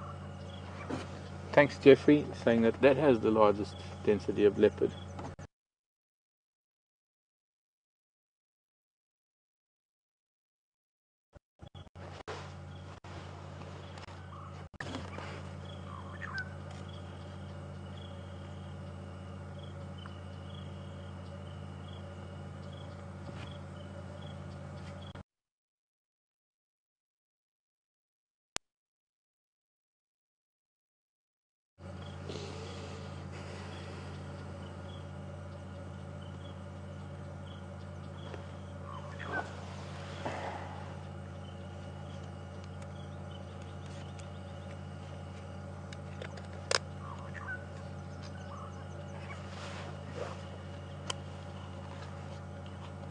All I know is that there's some amazing leopard view in Derby Sand. It doesn't really matter, to be honest, which is where the greatest density is or who's got the most.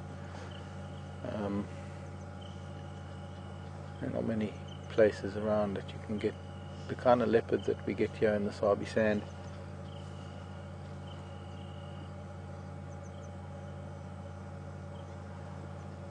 Hello, William. William is asking if I've ever seen an Amur leopard, and I haven't, William. I've seen pictures of an Amur leopard. It first came to my attention many years ago when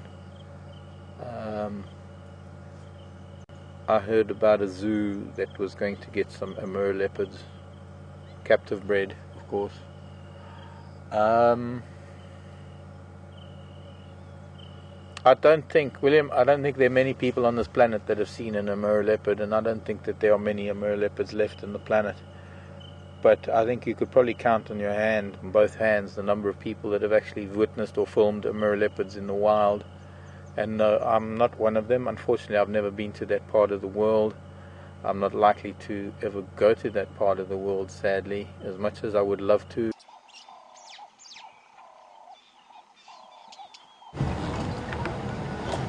With them sleeping like that, I thought maybe we can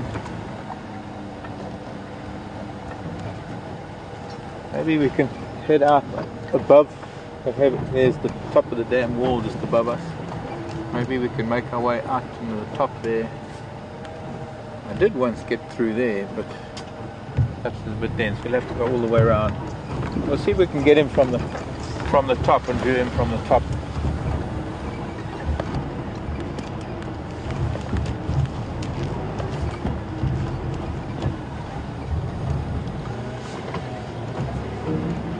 If he's still going to be sleeping.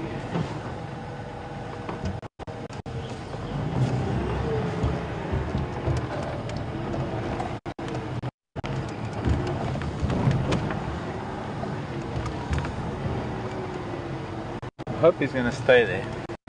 I'm guessing that maybe if he wakes up, you see, it's a bit of a guessing game. We've got two choices here. Either he's going to drop down into the drainage line, in which case it will be very difficult to follow him. It's not that important, I suppose, as long as we get to see him. But I'm hoping that maybe he's going to head back up towards the dam when he wakes up. Go and have a drink. So we'll head over to the other side of the dam, see if we can pick him up there, and see what else there is on the way.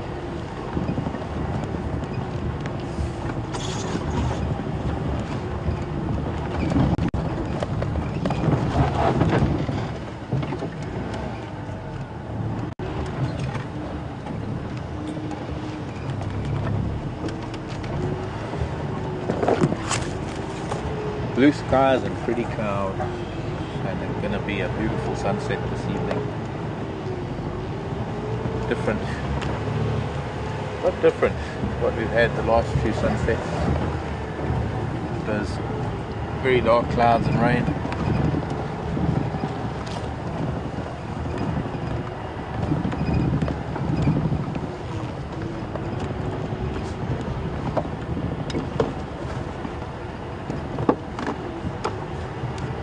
It should be fine if we stay with us. Flat buffalo. We have flat cats so often, and now they're flat buffalo. A couple of them that are just so relaxed.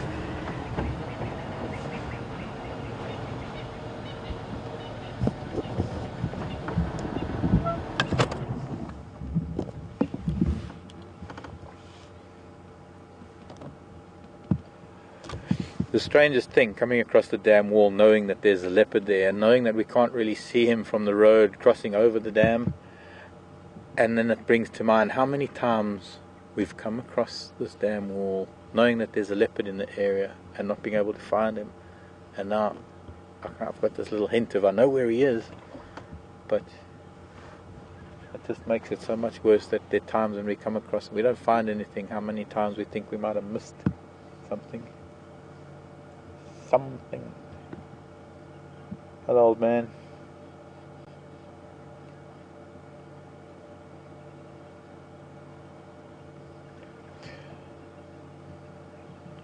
Good advert for a chewing gum that keeps its flavor. You just film a buffalo sitting in the water all day, chewing, chewing, chewing, chewing, and the flavor lasts longer and longer. Leopard. See what this little boy is doing. Because although I think everybody knows who he is, I don't think anybody's sent any mention of who it is. Or did I say who it is? You think? The reflection of the sky. Quite amazing.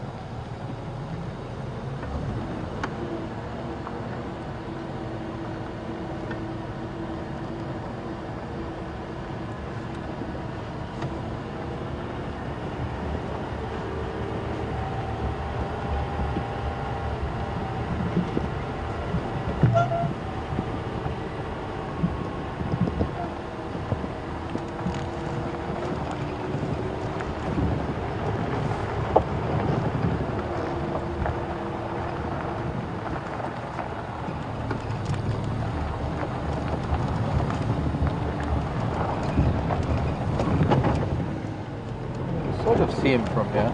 In fact, I can probably climb over these rocks since this is Landy. Climb over some rocks and see if we can't get a better view. This is the spillway. It used to be a lot smoother, but the last heavy rains have actually filled the dam. The dam has filled up and the overflowing water has washed away a lot of the sand in between the rocks. But when you have this machine climb rocks, sometimes it's getting a bit difficult.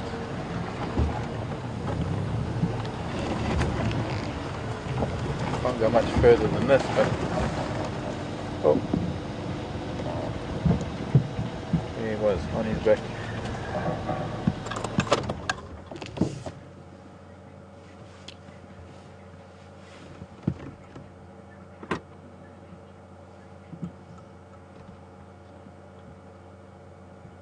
I can't see your face, young man.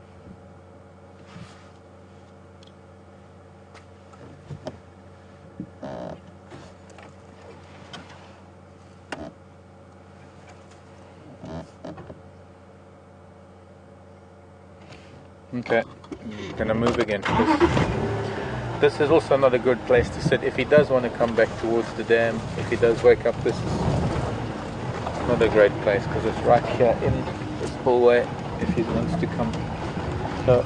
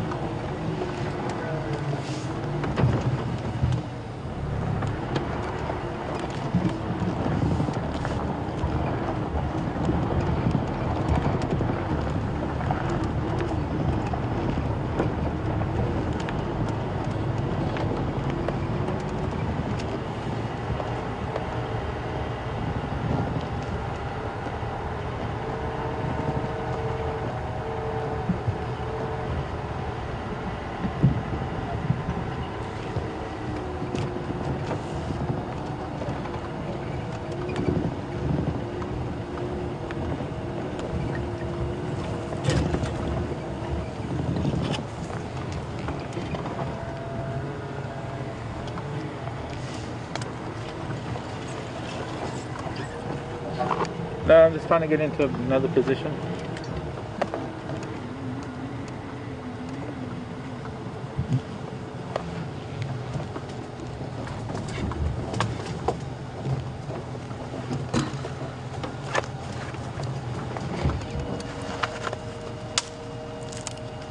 Free little ingrid.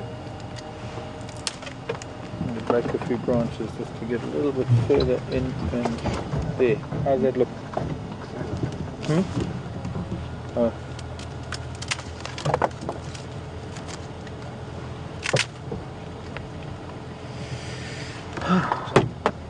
On my head. Can't go any more forward, but that should be good. Or I might have to move a little bit.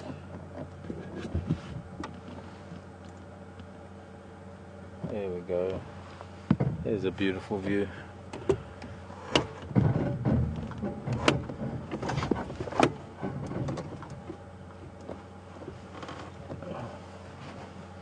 Okay, I don't think I could go another inch forward, otherwise we'd be in trouble.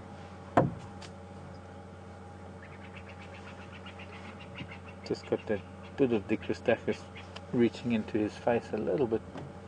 Not too bad. Welcome to Djuma, and now that we've got a beautiful view of this young man,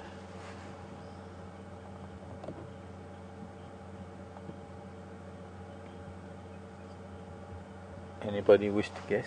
Anybody wish to tell me who they think it is? If I haven't said so myself.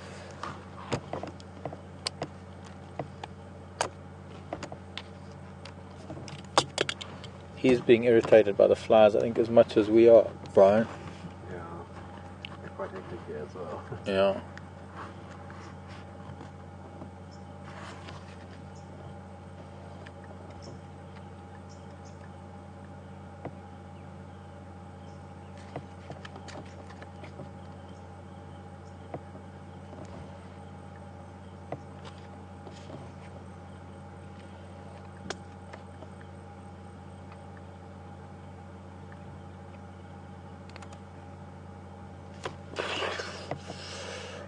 They tickle so much. They really tickle us in my face.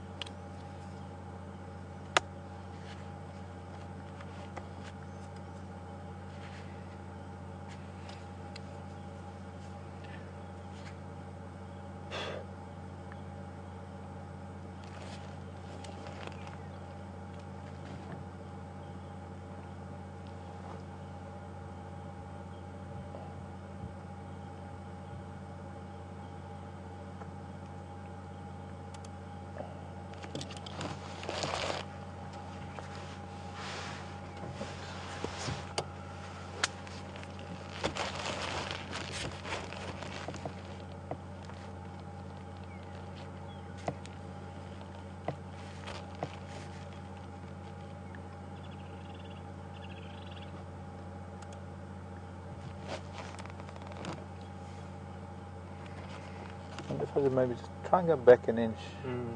Get that branch, this Dicrostachys branch out of his face.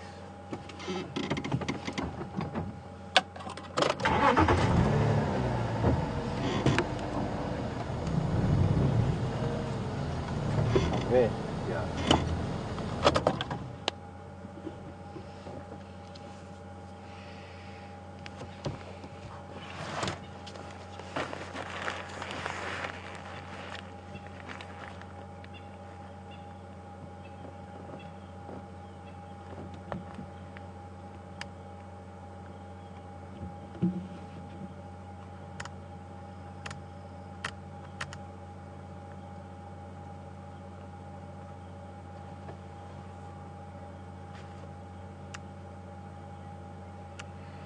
No, I have no doubt, but I just wanted to know. Alex is telling me that definitely quarantine there seem to be a few people coming through with that. Somebody made mention of that pound sign, the pound sign. There. Yes, okay, I see that.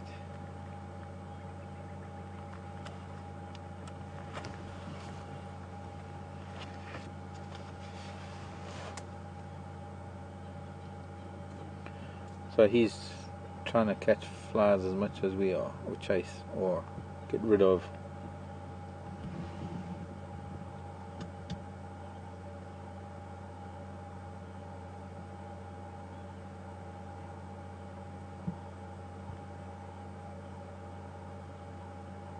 Have I ever seen a king cheetah? That's from Lisa in Washington. No, I haven't, Lisa. I haven't been lucky enough. I don't go to places where there are captive animals. So I know that there are some king cheetah, especially here at Hoedspruit. There's a place, all I can say.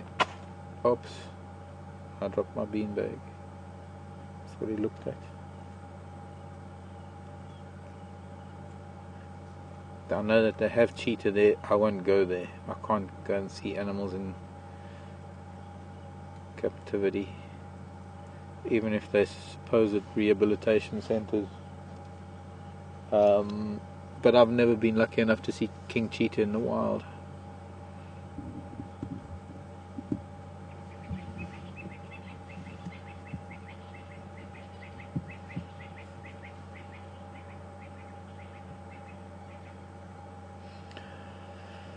We're going to sit with young quarantine male for a little bit.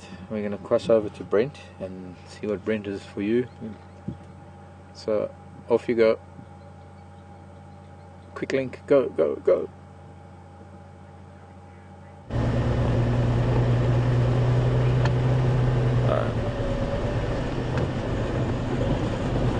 Welcome back, folks. Just stand by one. Are you ready? Right, yourself. Good, thanks. Just, did you please let me know if that comes back? I'm only hosting at the 7, so that'll be fine. Okay. Welcome back, guys. Let's just see if we can get a shot of him there. We just saw a big Eddie bull. There he goes. He's in must. So he's looks like he's following the tracks of a breeding herd.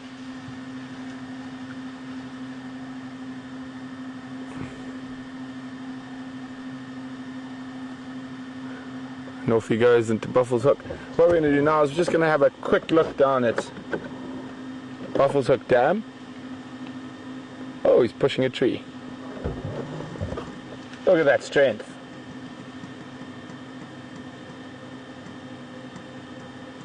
So our plan from here is we're going to have a quick look down at Buffelshoek Dam, and then we're going to make our way back to our eastern boundary, where Mvula is lying up just 50 meters from the boundary. We just can't see him from there, but I'm hoping he will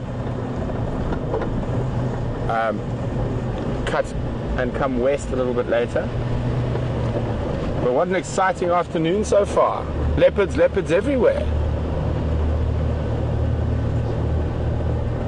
Okay, the Ellie's disappeared, so we're going to cross back to Mark and enjoy.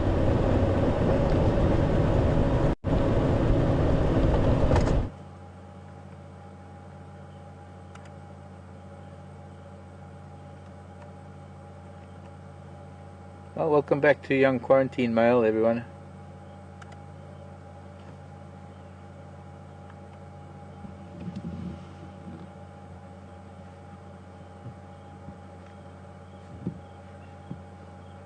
He's looking a little bit uncomfortable, and I'm starting to think that he's actually got a full tummy. If we look at him, you can see he's quite round down there at this.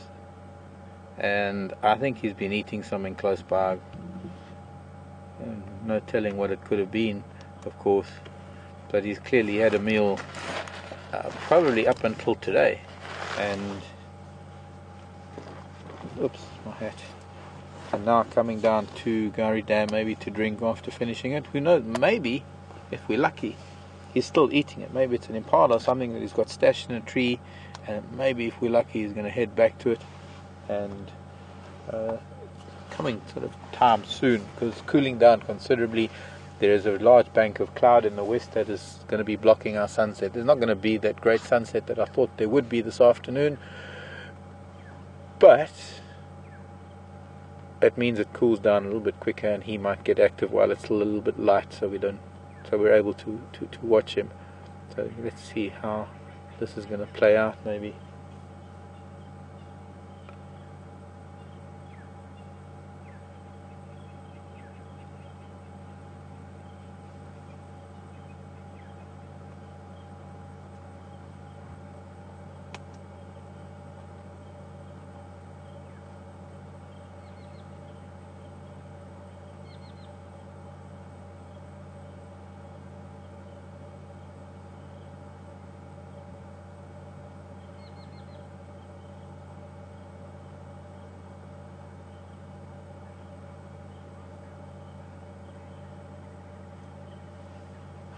I thought he might go that way.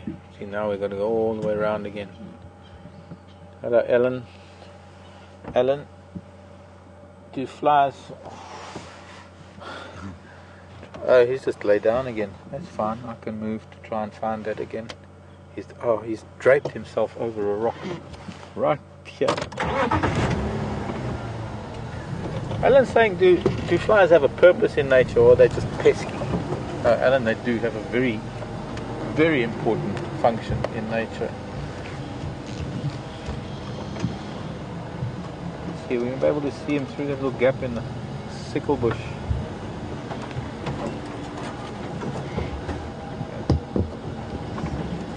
Maybe have to adjust the angle of the base.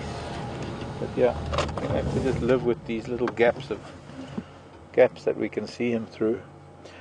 It's the larva of the adult fly, Alan. That is such an important creature, because there are flies for every rotting thing on the planet.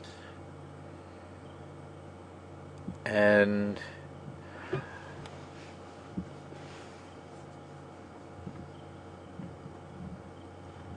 I'm just listening to the radio, but I'll switch it off now. Don't need to listen to it anymore. But Alan, as larvae, what we know as maggots, flies perform an exceptionally huge function in getting rid of dead, decaying flesh of any sort. In fact, there are even flies that get rid of decaying fruit flesh and plant flesh, and I suppose to a large extent that is to stop the spread of fungi and bacteria that can spread as a result of dead and decaying matter. Of course, as adults, the flies that bug us so much, they provide food for 1,001 or more different insects as adults, and reptiles, and, well, they just provide food for so many different things. I mean, spiders and insects and reptiles and fish and birds, maybe even small mammals.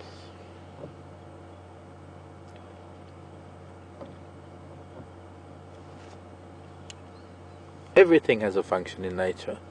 There is nothing in nature that nature would have produced that doesn't have some function that is beneficial to the overall well-being of nature itself, of the ecosystem, because everything has a niche, everything has a function. There is nothing in nature that is negative.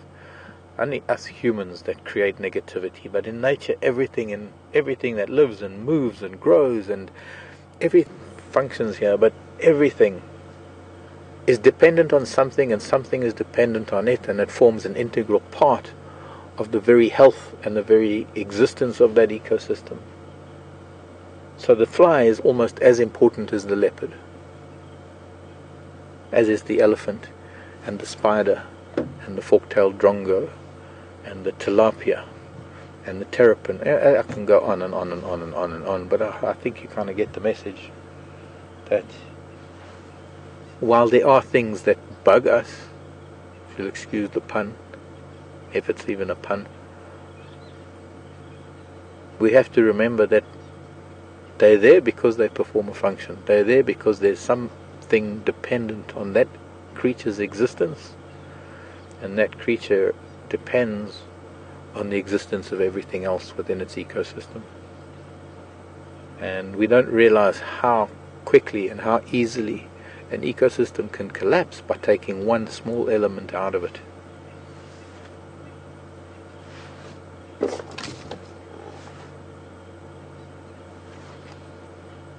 Brent, come in.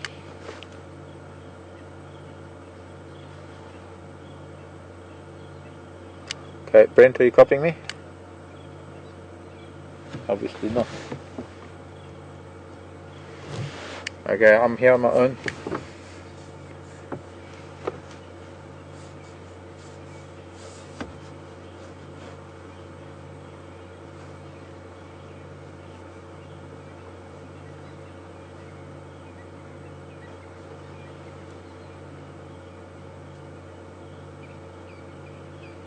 No, just side lighting.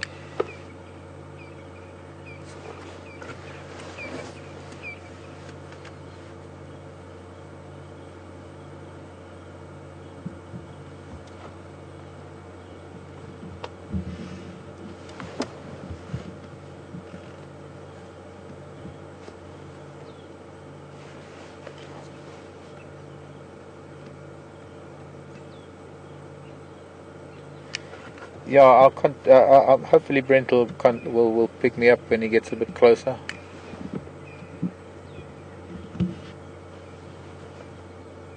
That'll be a good idea, because it'd be nice if he could go down below the dam wall, because I'm on the top.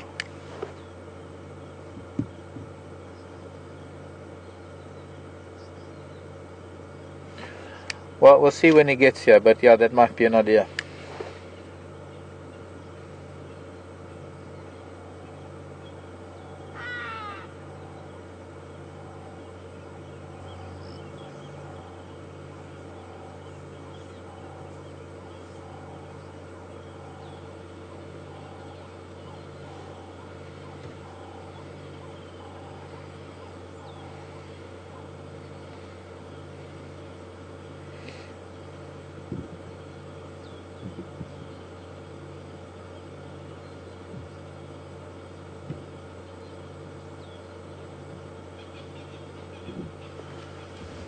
Straighten that one for me, your antenna, just in case that might change things.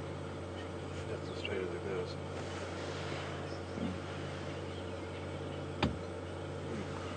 Brent, come in. I'll wait till I hear him. He'll be closer soon enough. Unfortunately, it sounds like Mvula and... It's okay, I'll wait a while till he's closer.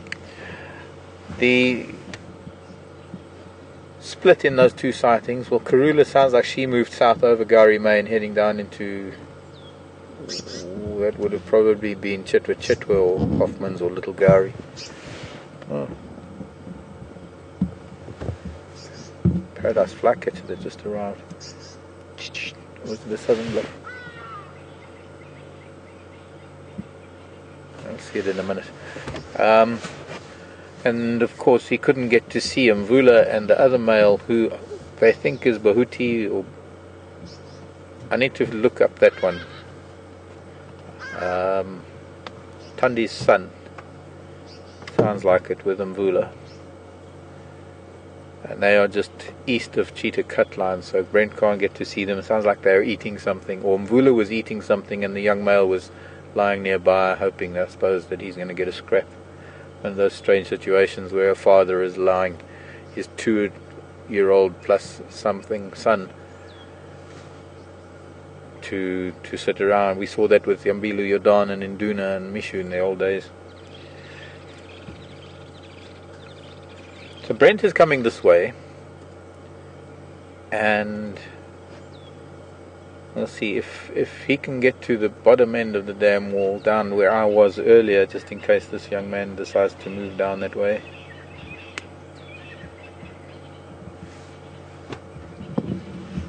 And there we go, just in case.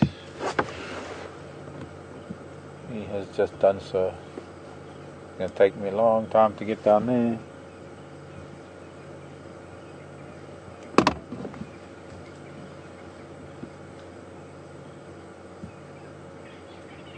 I think he's going to go and lie on the sand, so let's head on to the dam wall, see what we can find from that angle.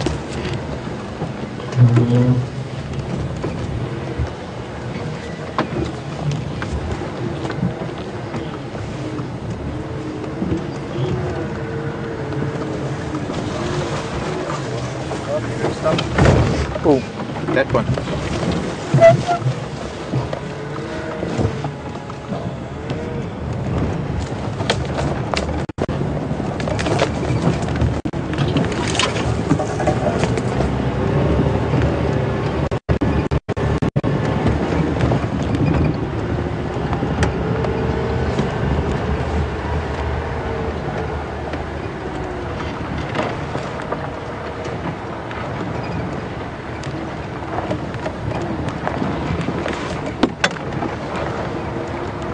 One day I'll see if I can drive all the way down that spillway without a camera first. Cameraman.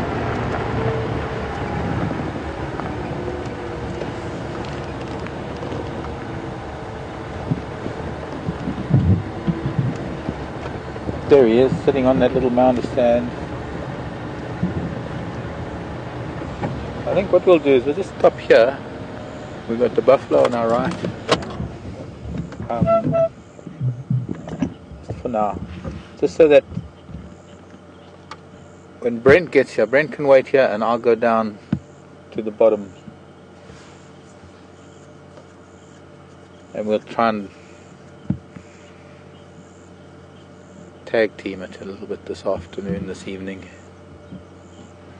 Although I can't see him going anywhere right now, and it might be very nice, but still beautiful shot here. We don't need to get any closer and disturb him. We're on the top of the dam wall. He's now almost where we were earlier when we first went down there to look at him.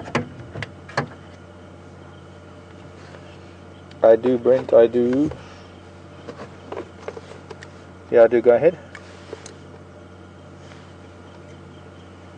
Okay, he's now moved down. I'm now on the dam wall. He's just below the dam wall. Come up onto the dam wall behind me.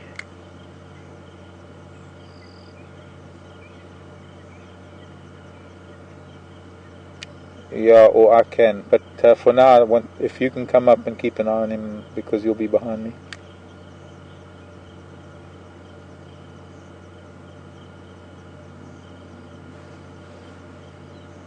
Yeah, close to the northern side, and you'll see where I am as you start coming onto the dam wall through the spillway.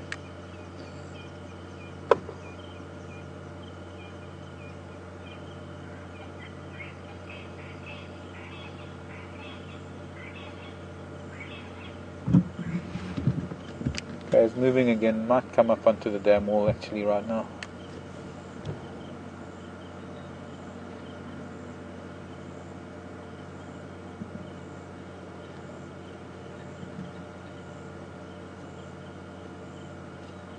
And he disappeared. Almost. You can see one or two spots amongst all that sedge grass.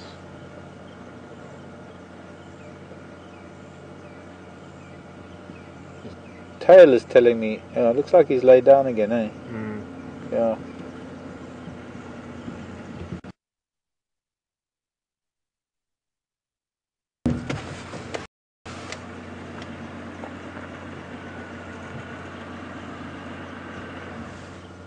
He was just sitting on that little sand mound, but he's just dropped behind those sedges, behind the cypress.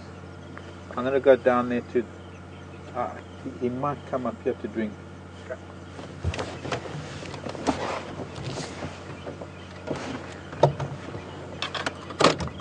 And the buffalo are wondering why we're not looking at them and talking about them, and they're saying, well, what about us? The flies were bugging him, so he moved into the grasses, this leopard. Hello, Mr. Buffalo. Good evening. Hello, boys. Hello, old man. So amazing that they just so hot and bothered they just want to lie in the water. They're not really bothered about us driving above them on the dam wall so close. At least 2 or 3 of them flat on their sides. Fast asleep, not even chewing the cud.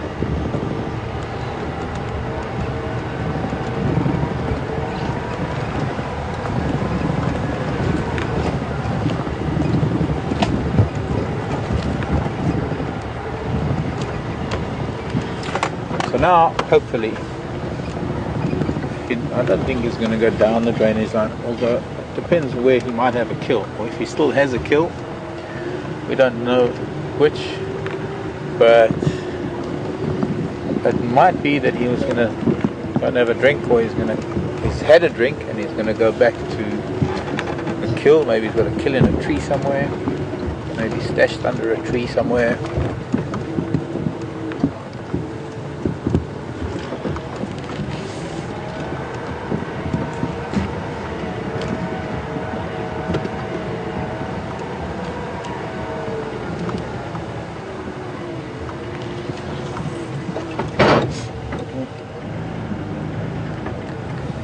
Season's gratings to the gearbox. Easter gratings.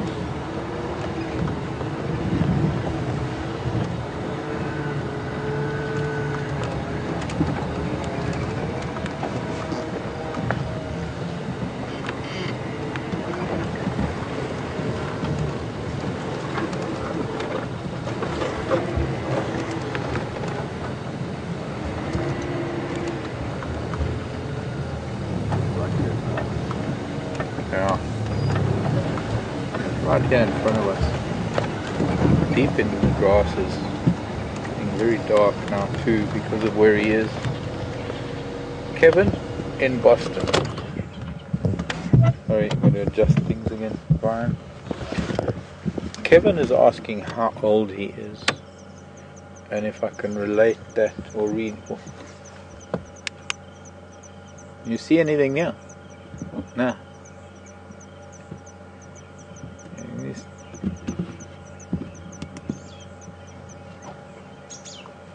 All we can see is his back and his tail, so I don't know if he's eating something or no. There he's got his head back towards. Oh, there we go. There's his back. That's the back of his head now, and that's his back, and his tail goes off to the right. Kevin, he is just over 2 years old. He was born probably late November, early December of 2012.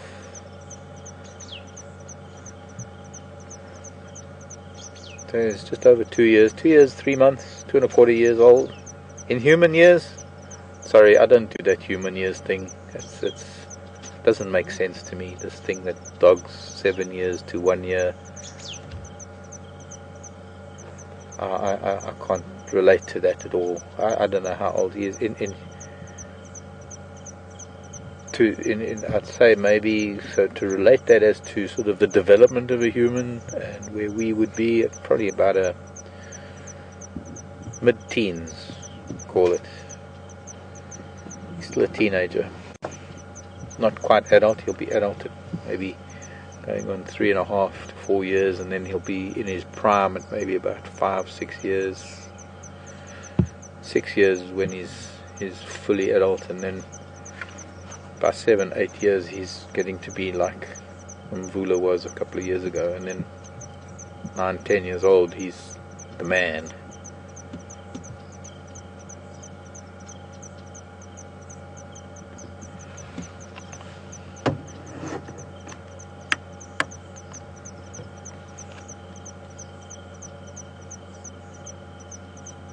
Actually, we don't really need this, do we? It's a bit too white. As long as I got this one.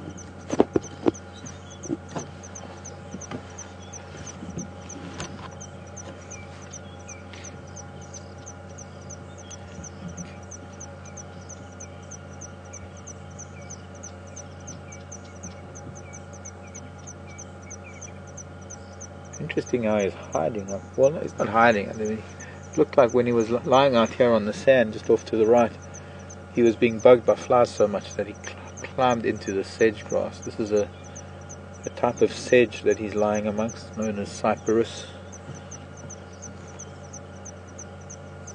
Same as cypress, but an E in the name, cyperus. And it's this particular species known as Cyperus distans. And it's kind of reed that the local people, the Shangaan, use to make their bed mats. They weave them into all sorts of mats actually. They cut them when they're wet, they let them dry, and they have these elaborate looms that they build out of wood and using scrap batteries on each thread on the loom. They then weave these beautiful mats, not baskets, mats. And I use a lot of those mats actually in my house. They're nice to use on a beach, or for me, my beach is the dry riverbed of the Nsiri River. And I go picnic down there.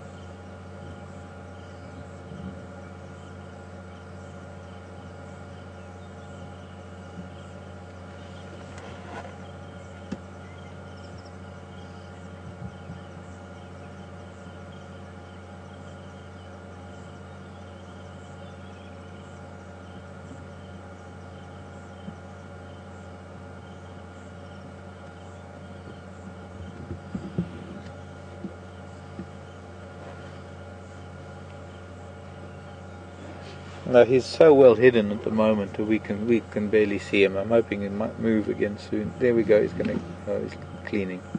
He might get up any minute.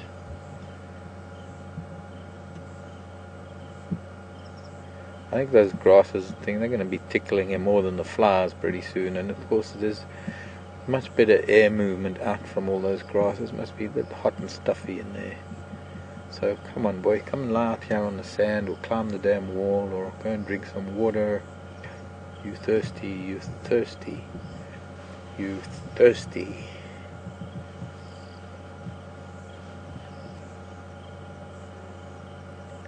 All I know is he's uncomfortable. He's been eating something. I can't see much from here.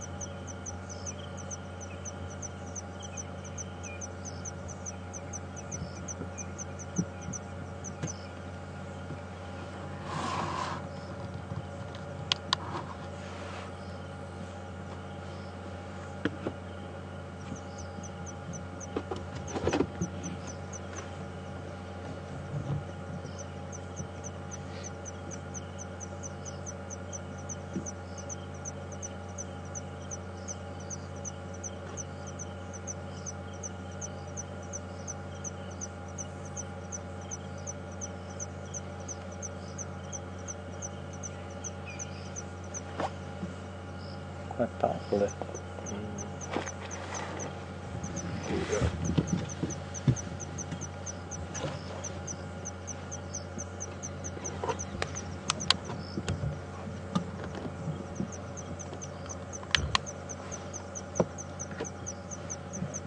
Thanks, Brent.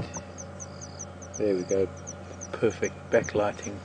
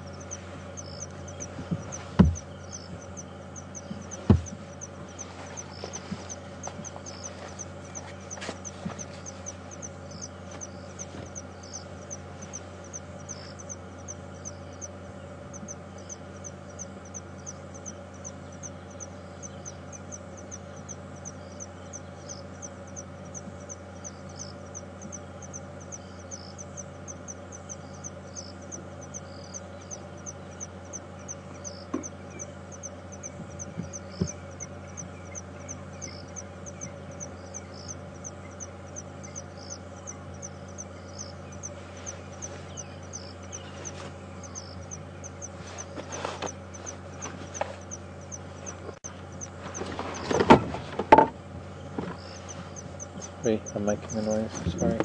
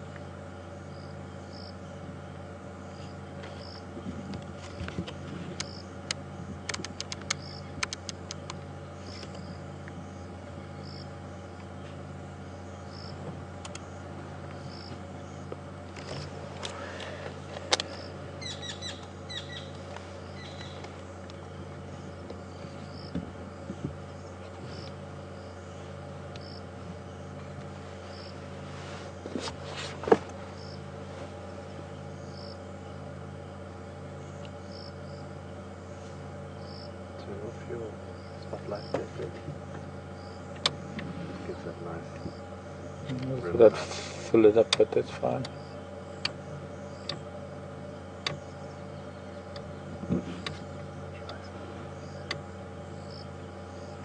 Paint him with yours.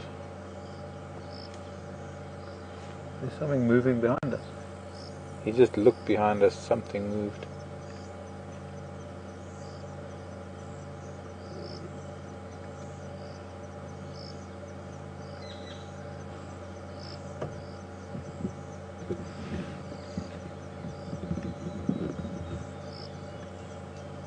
And definitely something moving back there.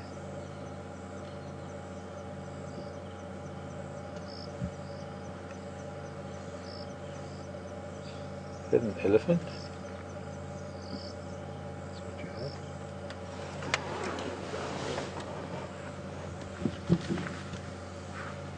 Something's coming through. Could be buffalo, could be elephant. Something's coming through.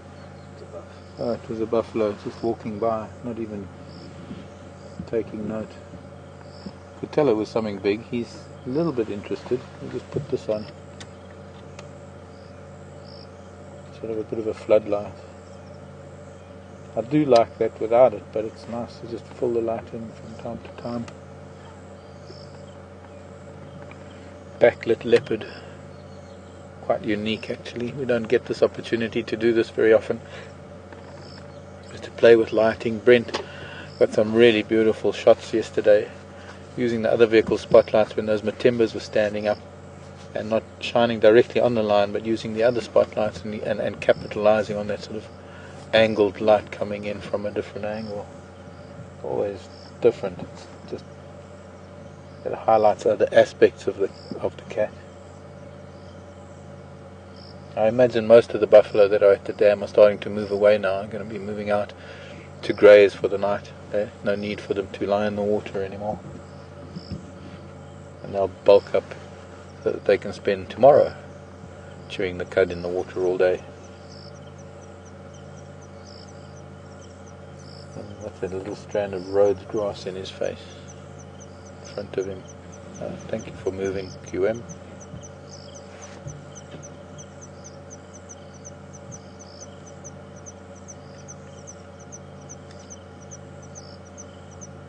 I can also just dull that a little bit so it's not so bright. My hand in front of it. That a bit better. Gives him a bit of definition, but not so bright.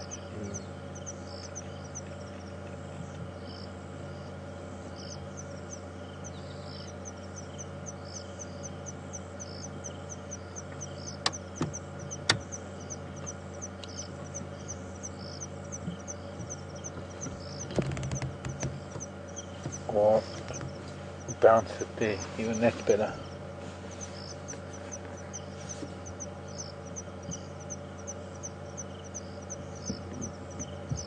Now you get to see those whiskers so nicely.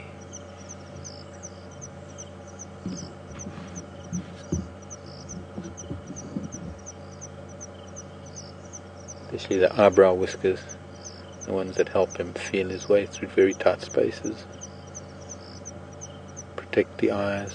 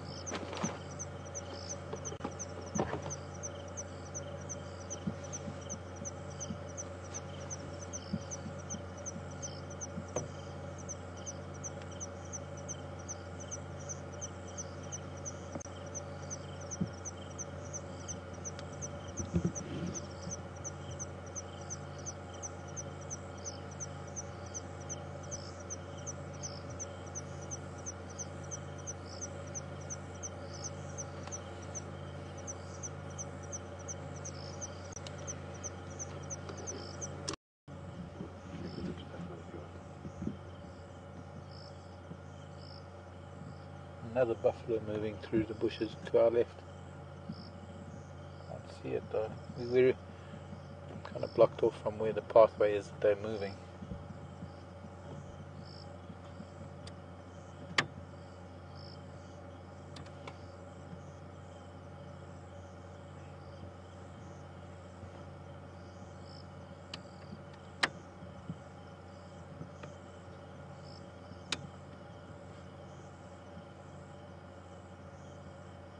See, the buffalo don't have anything to fear from him, although if they had any idea that he was here, they would probably try and chase him away.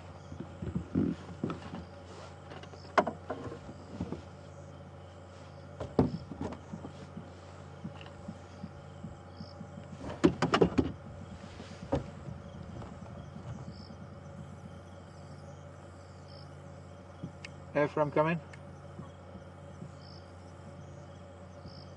Ephraim.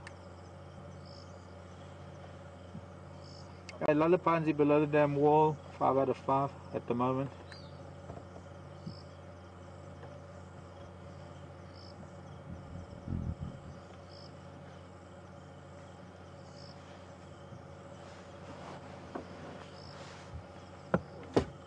What was Alex saying? Question for you. Beautiful. There's an attentive cat.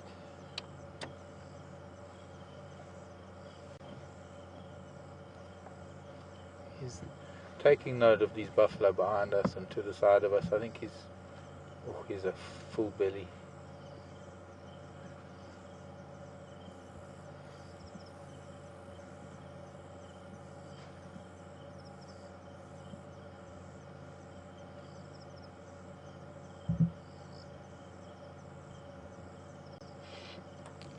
Oh, I just had a greeting from Scott. Hello, Scotty. Must be on the road somewhere, I guess. Somewhere, the Cape Town garden route somewhere. Making his way back here. Hello, Scott. Also, a question from North Carolina. I think from Jan or Jean. Is it true that leopards smell like popcorn? And can we smell him from here? No, that's not true, John, or not too sure how you pronounce the name. Jean, is it Jean?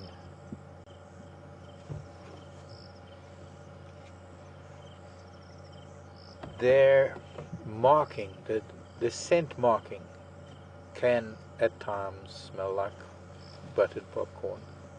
Not the leopards. Not the leopard that smells like that. So I can't, to be honest, I can't smell him right now. Oh, here comes a buffalo.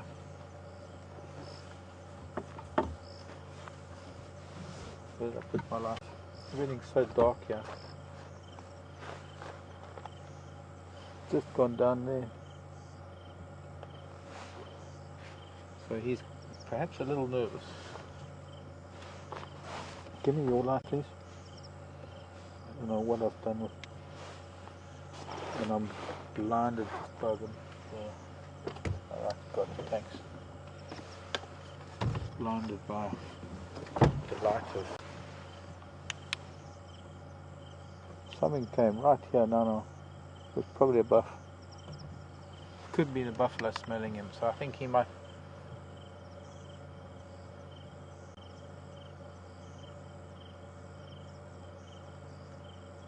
You could see even now, sitting the way he's sitting now, you can see he's got a pretty full belly, but when he stood up a minute ago, probably one of the reasons why he doesn't want to move so much, and another reason why he's panting so much. So he has killed something in the last day or two that he's been feeding on. Possible that he's finally left it, but we won't really know unless he gets up and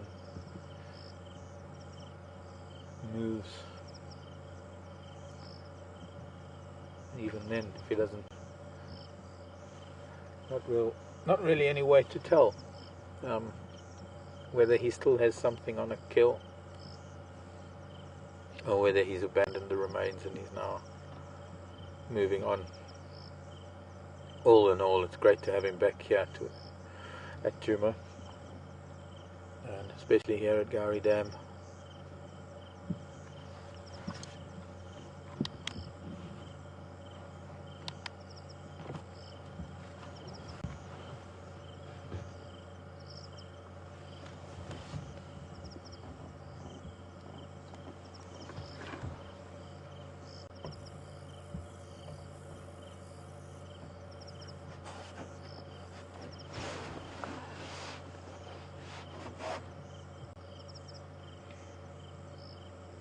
See, leopard maintain their territories in various different ways. One of them is by spraying. And if you're ever with us when we're walking, or we're following a walking leopard, when we're behind a leopard as it walks along the road, you'll notice how it brushes against overhanging branches and turns and lifts its tail and sprays scent marking against the leaves. Often it'll jump up and grab the branches, rub its cheek glands on the branches, on the leaves, and then spray. But that is one form of marking. Defecating and scratching in the ground is another. Calling is another. And probably we won't hear him calling, because while he's in a territory, this isn't really his territory. He's still in Mom's territory at the moment. He hasn't carved a niche out for himself yet, which will come in a year or two. He'll have to find himself a little patch of bushveld somewhere that he's not going to get in the way of adult males that are going to fight with him and possibly even cause injury or death. But for the time being, while he's learning how to be an adult leopard, he's still within the safety of his father and his mother's territory.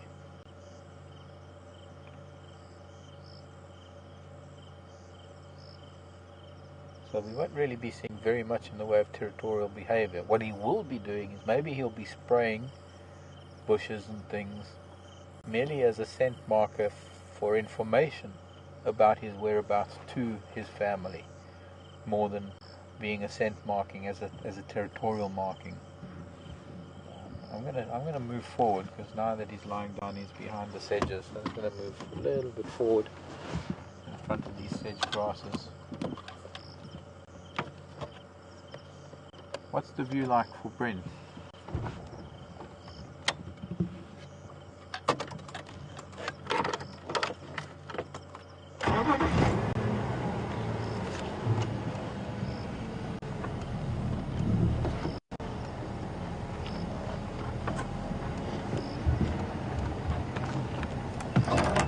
Oh, stay, little boy. I didn't see that stick in the dark.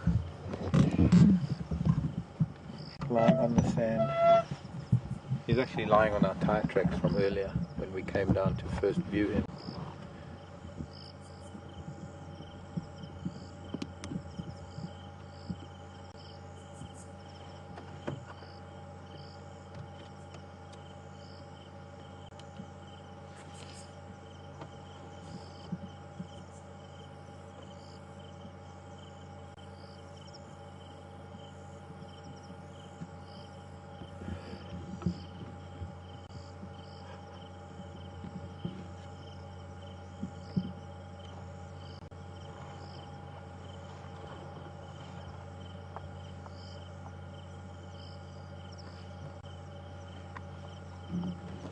Brent, come in. Are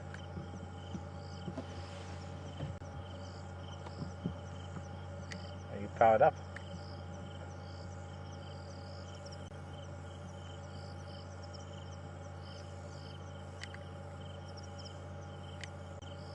See if it's a different. See what it's like from a different angle.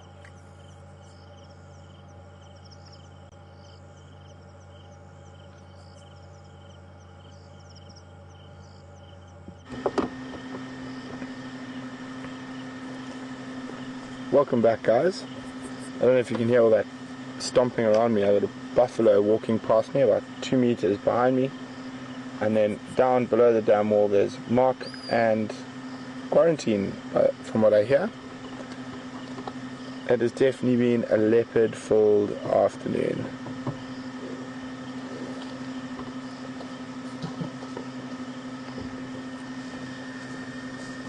I'll see if they can cut their light. Very lazy leopard. Well, let's have a look if we cut ours, see what happens. Just to check. See if it's a better light. Let's see. No, okay. Put ours back on. Mark, Andrew's just asked me if you could cut your light.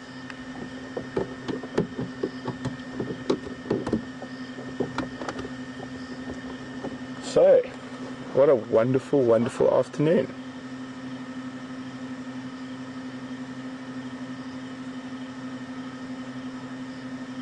I was getting a bit worried this afternoon after not being able to traverse very far.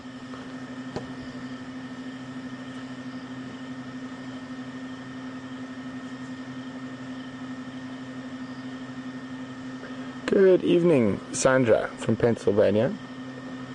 Sandra says she knows he's not hunting but doesn't spotlight him like that.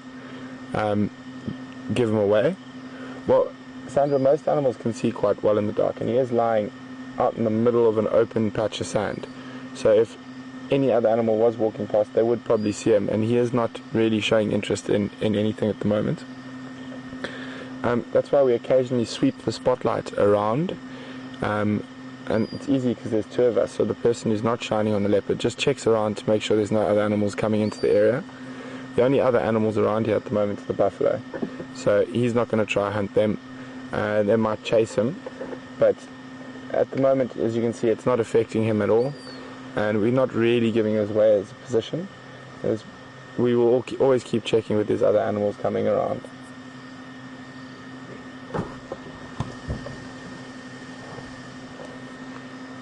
Which Mark is doing right now.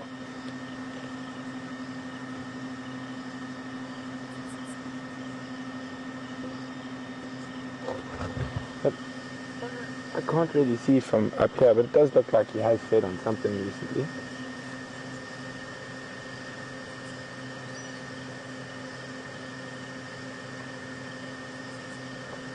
Looks to be a very comfortable cat at the moment though.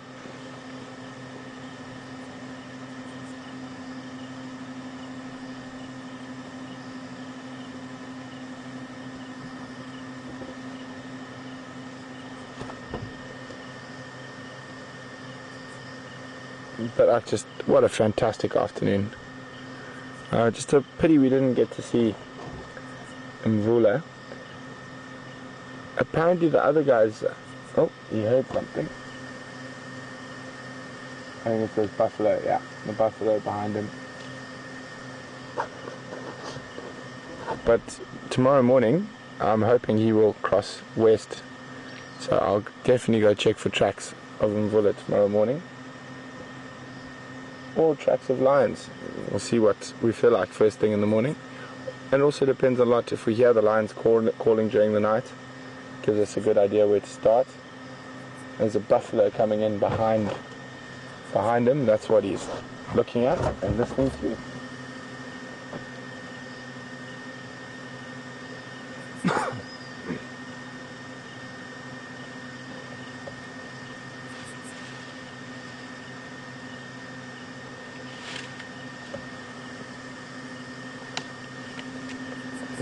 I'm going to show you where the buffalo is quickly.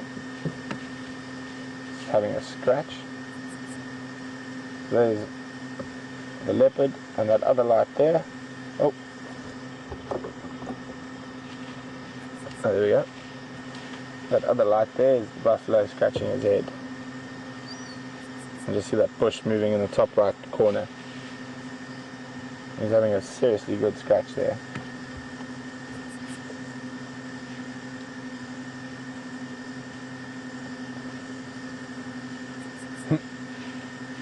Sorting the tree out.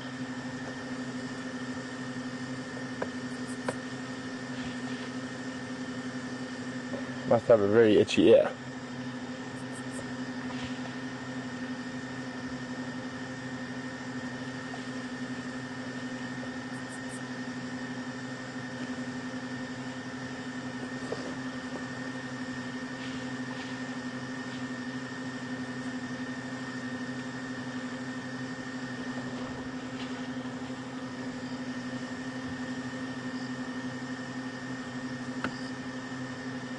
As you can see, Will is a little bit worried about the buffalo. There's another one there. There's two very close to him at the moment, and they're both scratching their heads. Not too perturbed with him.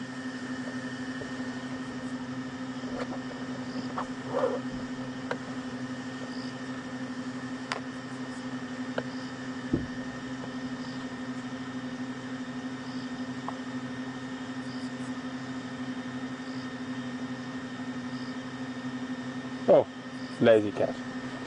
Okay, guys.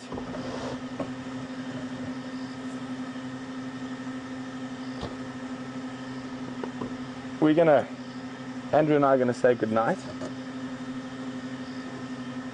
And we're gonna hand over to Mark for the last few minutes.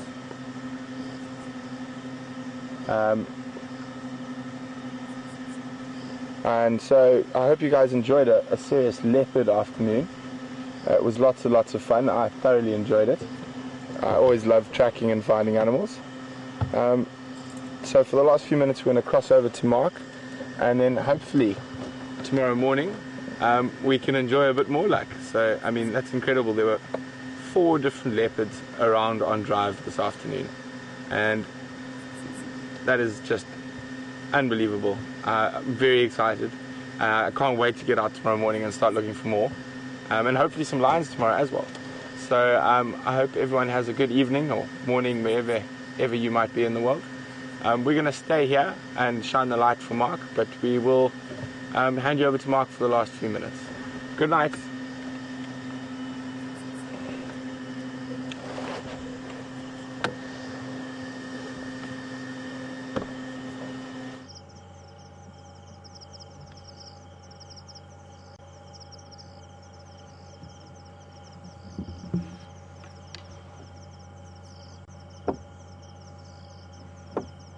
Really wonderful to be able to switch between 2 cameras at a single sighting. We've got a little bit tense there for a moment because the buffalo moving away from the dam wall have come out, and well, they've got a bit of scratching and rubbing to do, a little bit of displacement activity. Generally what happens is they get ticks and they get parasites behind the boss of their horns, and they like to get branches tucked in behind there. It could very well have been that they know that there's a leopard about. They possibly could have smelt him and they're just putting on a show of force. Another buffalo came in close by.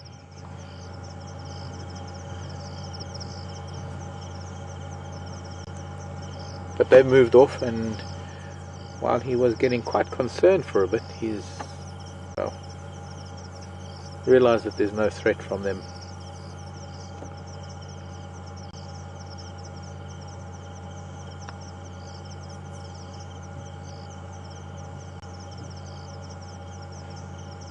At this stage of his life, he doesn't really need to go anywhere. He's on a comfortable spot of sand.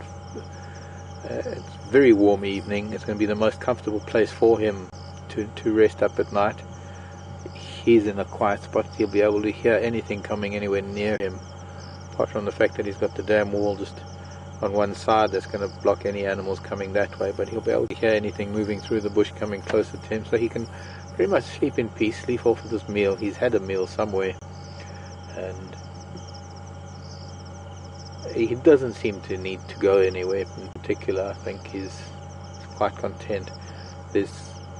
I'm pretty sure that during the night he'll get up and he'll go and drink at some point. He just has to hop over the dam wall to get some water.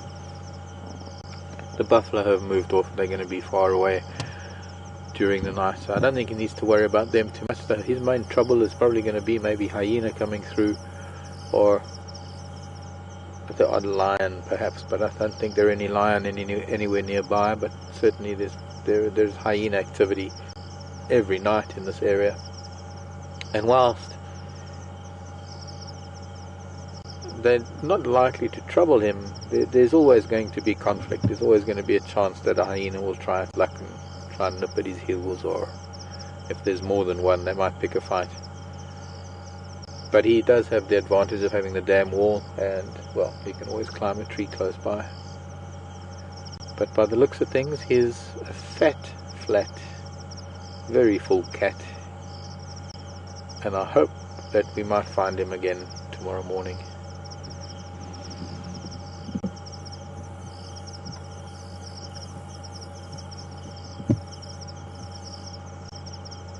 It's time like this that we value the time that we can spend with them, but we are aware of the fact that they do need their own time, and well, we're going to be closing down. There are no game drive vehicles out. There's no one else going to be coming to join him, so for the rest of the night until tomorrow morning, if we find him, he's going to have the peace and quiet of the bushveld.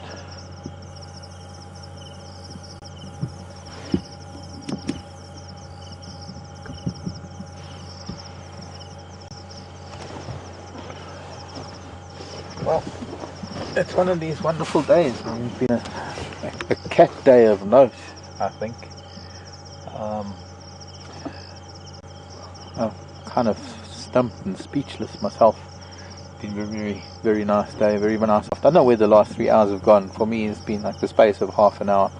But from myself and Brian here on camera, and of course the Wednesday Ninja, and thanks to Alex back in Final Control for sending through the questions and all the comments that you have sent through to us. We'll see you tomorrow morning, 6 o'clock Central African time, from all of us here at Wild Earth.